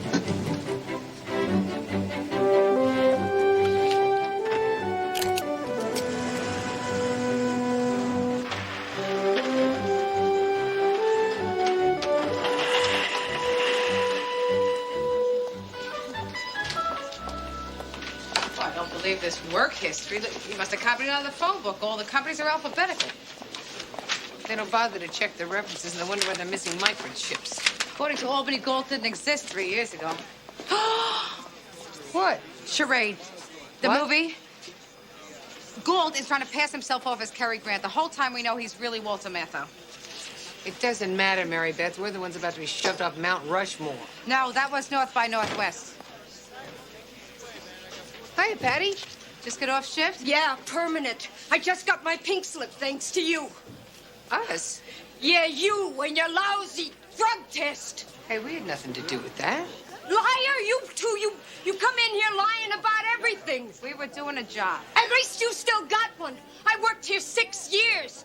And just because I smoked a joint, one lousy joint at a party a couple of weeks ago, I get canned. Sorry. Tell me how I'm gonna get another job. Huh? Tell me that. Hey, look, Patty. If you wanted to bust Stretch, why didn't you just come in here and do it? He was pushing, he was stealing from the company, okay. But I'm a good worker. Guess that don't count for anything, does it? Stretch. I knew Gold had an alias. I wonder what else she knows. Hold up, Patty. When I was 9, my mother got laid off her job. It's not our fault, Mary Beth. That's it. Thanks, Josie. I got home from school, and there she was.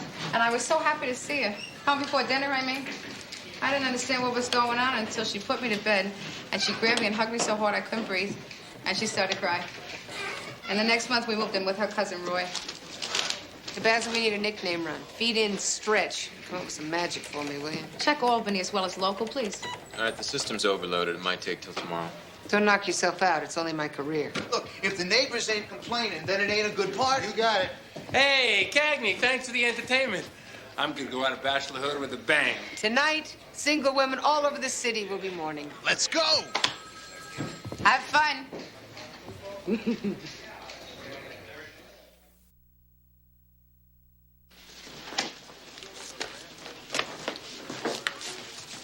Anyway, he called me a drunk. Aren't you? No, I'm an alcoholic. Does the word really matter? Hell yes. Not so sure. Everybody knew me when I was falling down drunk. Does that mean I have to hide now that I'm sober? I don't want everybody knowing. It's personal. It's private. Not anymore. Look, Chris, it hurts. So use it. Your anonymity doesn't mean anything anymore, so let go of the secret. I can't. I'm not ready. Sure you are. Not tonight, maybe tomorrow. It's up to you. I hate this. I just hate it.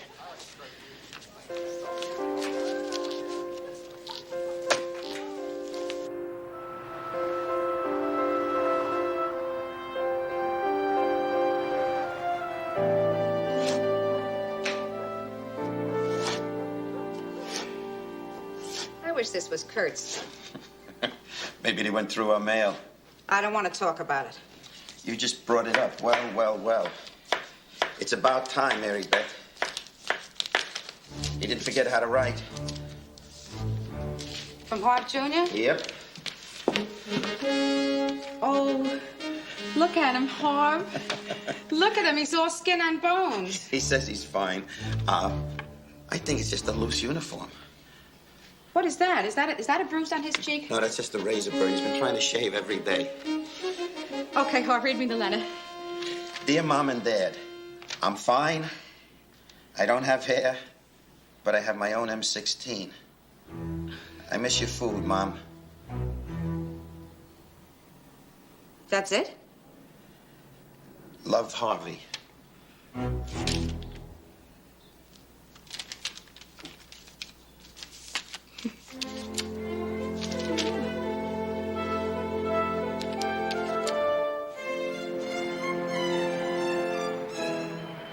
Cagney, you are a pervert. You call her an exotic dancer? Interpretive, Esposito. There's a difference. Oh, there sure is. Good morning. We expect a little skin. Yeah, but what we get is a 75-year-old lady dressed in a white sheet pretending she's a waterfall? Worse with a born-again gospel group. You didn't like Molly and his swinging dollies? Cagney, you got a mean streak a mile wide. Didn't you enjoy yourselves last night, boys? Oh, Mary Beth, I'm shocked that you're a part of this. Hey, we were just trying to show you guys a good time. Exhibition chess doesn't exactly ring my chimes.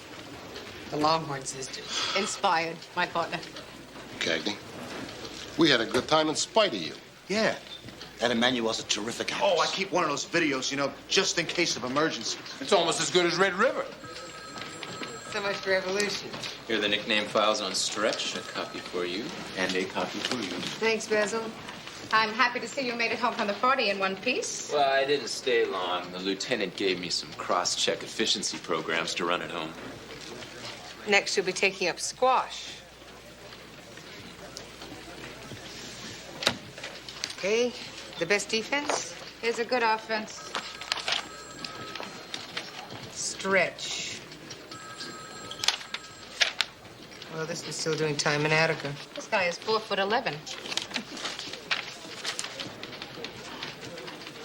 It's pay dirt, Mary Beth. Alias, Richard Brugalti. Alias, about 6 other names. Physical description tracks, too.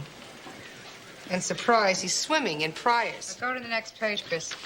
The sergeant with the 3-3, Arthur Paulman, he left the department 8 years ago under a cloud involving charges brought by Richard Brugalti.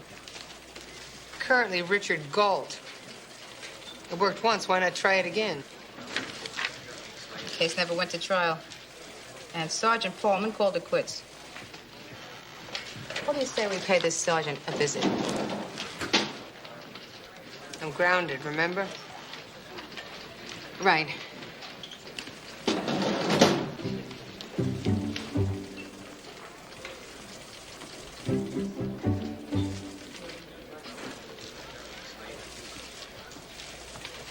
I'll meet you in the parking bay.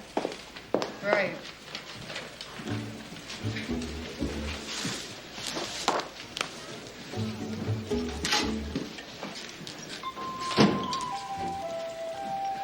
Thornton's looking for me. I'm in the ladies' room. Practicing. Yeah, Stretch pinned me as a dirty cop. Next thing I know, the department tells me to pee in a bottle. I said, you pee, I quit. Morning, Miss Green. We'd like you to testify to that, Mr. Paulman. What, in court? Yes, sir, if it comes to that. Forget it. When I walked away for good. We're giving you a chance to nail the guy who did this to you. Thanks to that slime, I saw how the force treats their own. Mr. Paulman, he's trying to trash another cop. You want to fight to keep the lousy job, go ahead. But you do it without me. Taxi, Mr. Fisher? If I were you, I'd look for another line of work.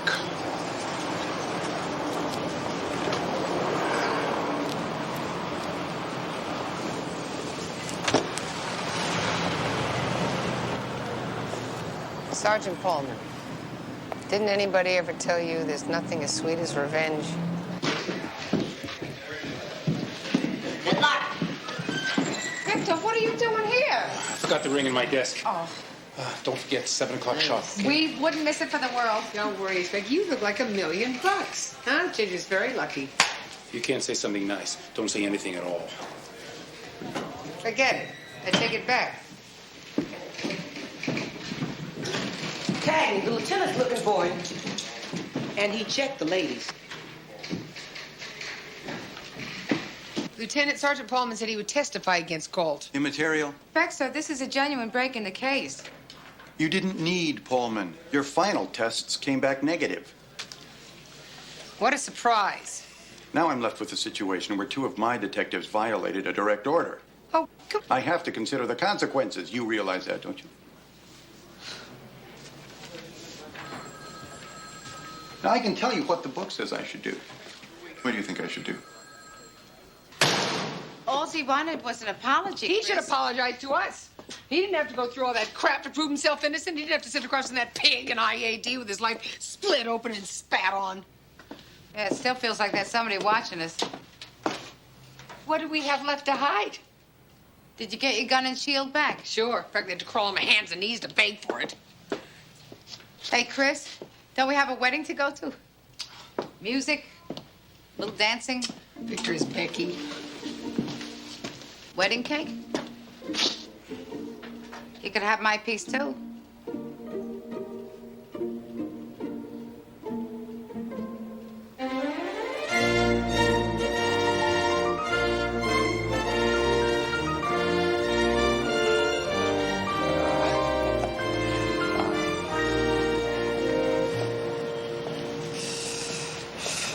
I don't know. I think I'd like a church wedding. If you did it again, you'd go that route, wouldn't you? Well, to tell you the truth, David, I don't remember the ceremony. But I remember every inch of that hotel room in the Poconos.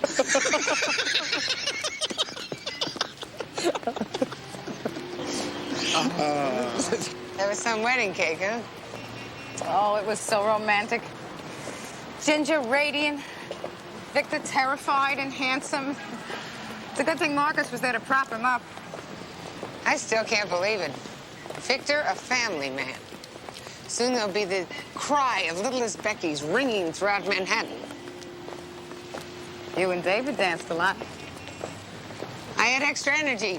Oh, you sure did. The way you pushed and shoved to get that bouquet. I never pushed or shoved anybody. Christine, single women were being toppled right and left. You were very competitive. Yeah.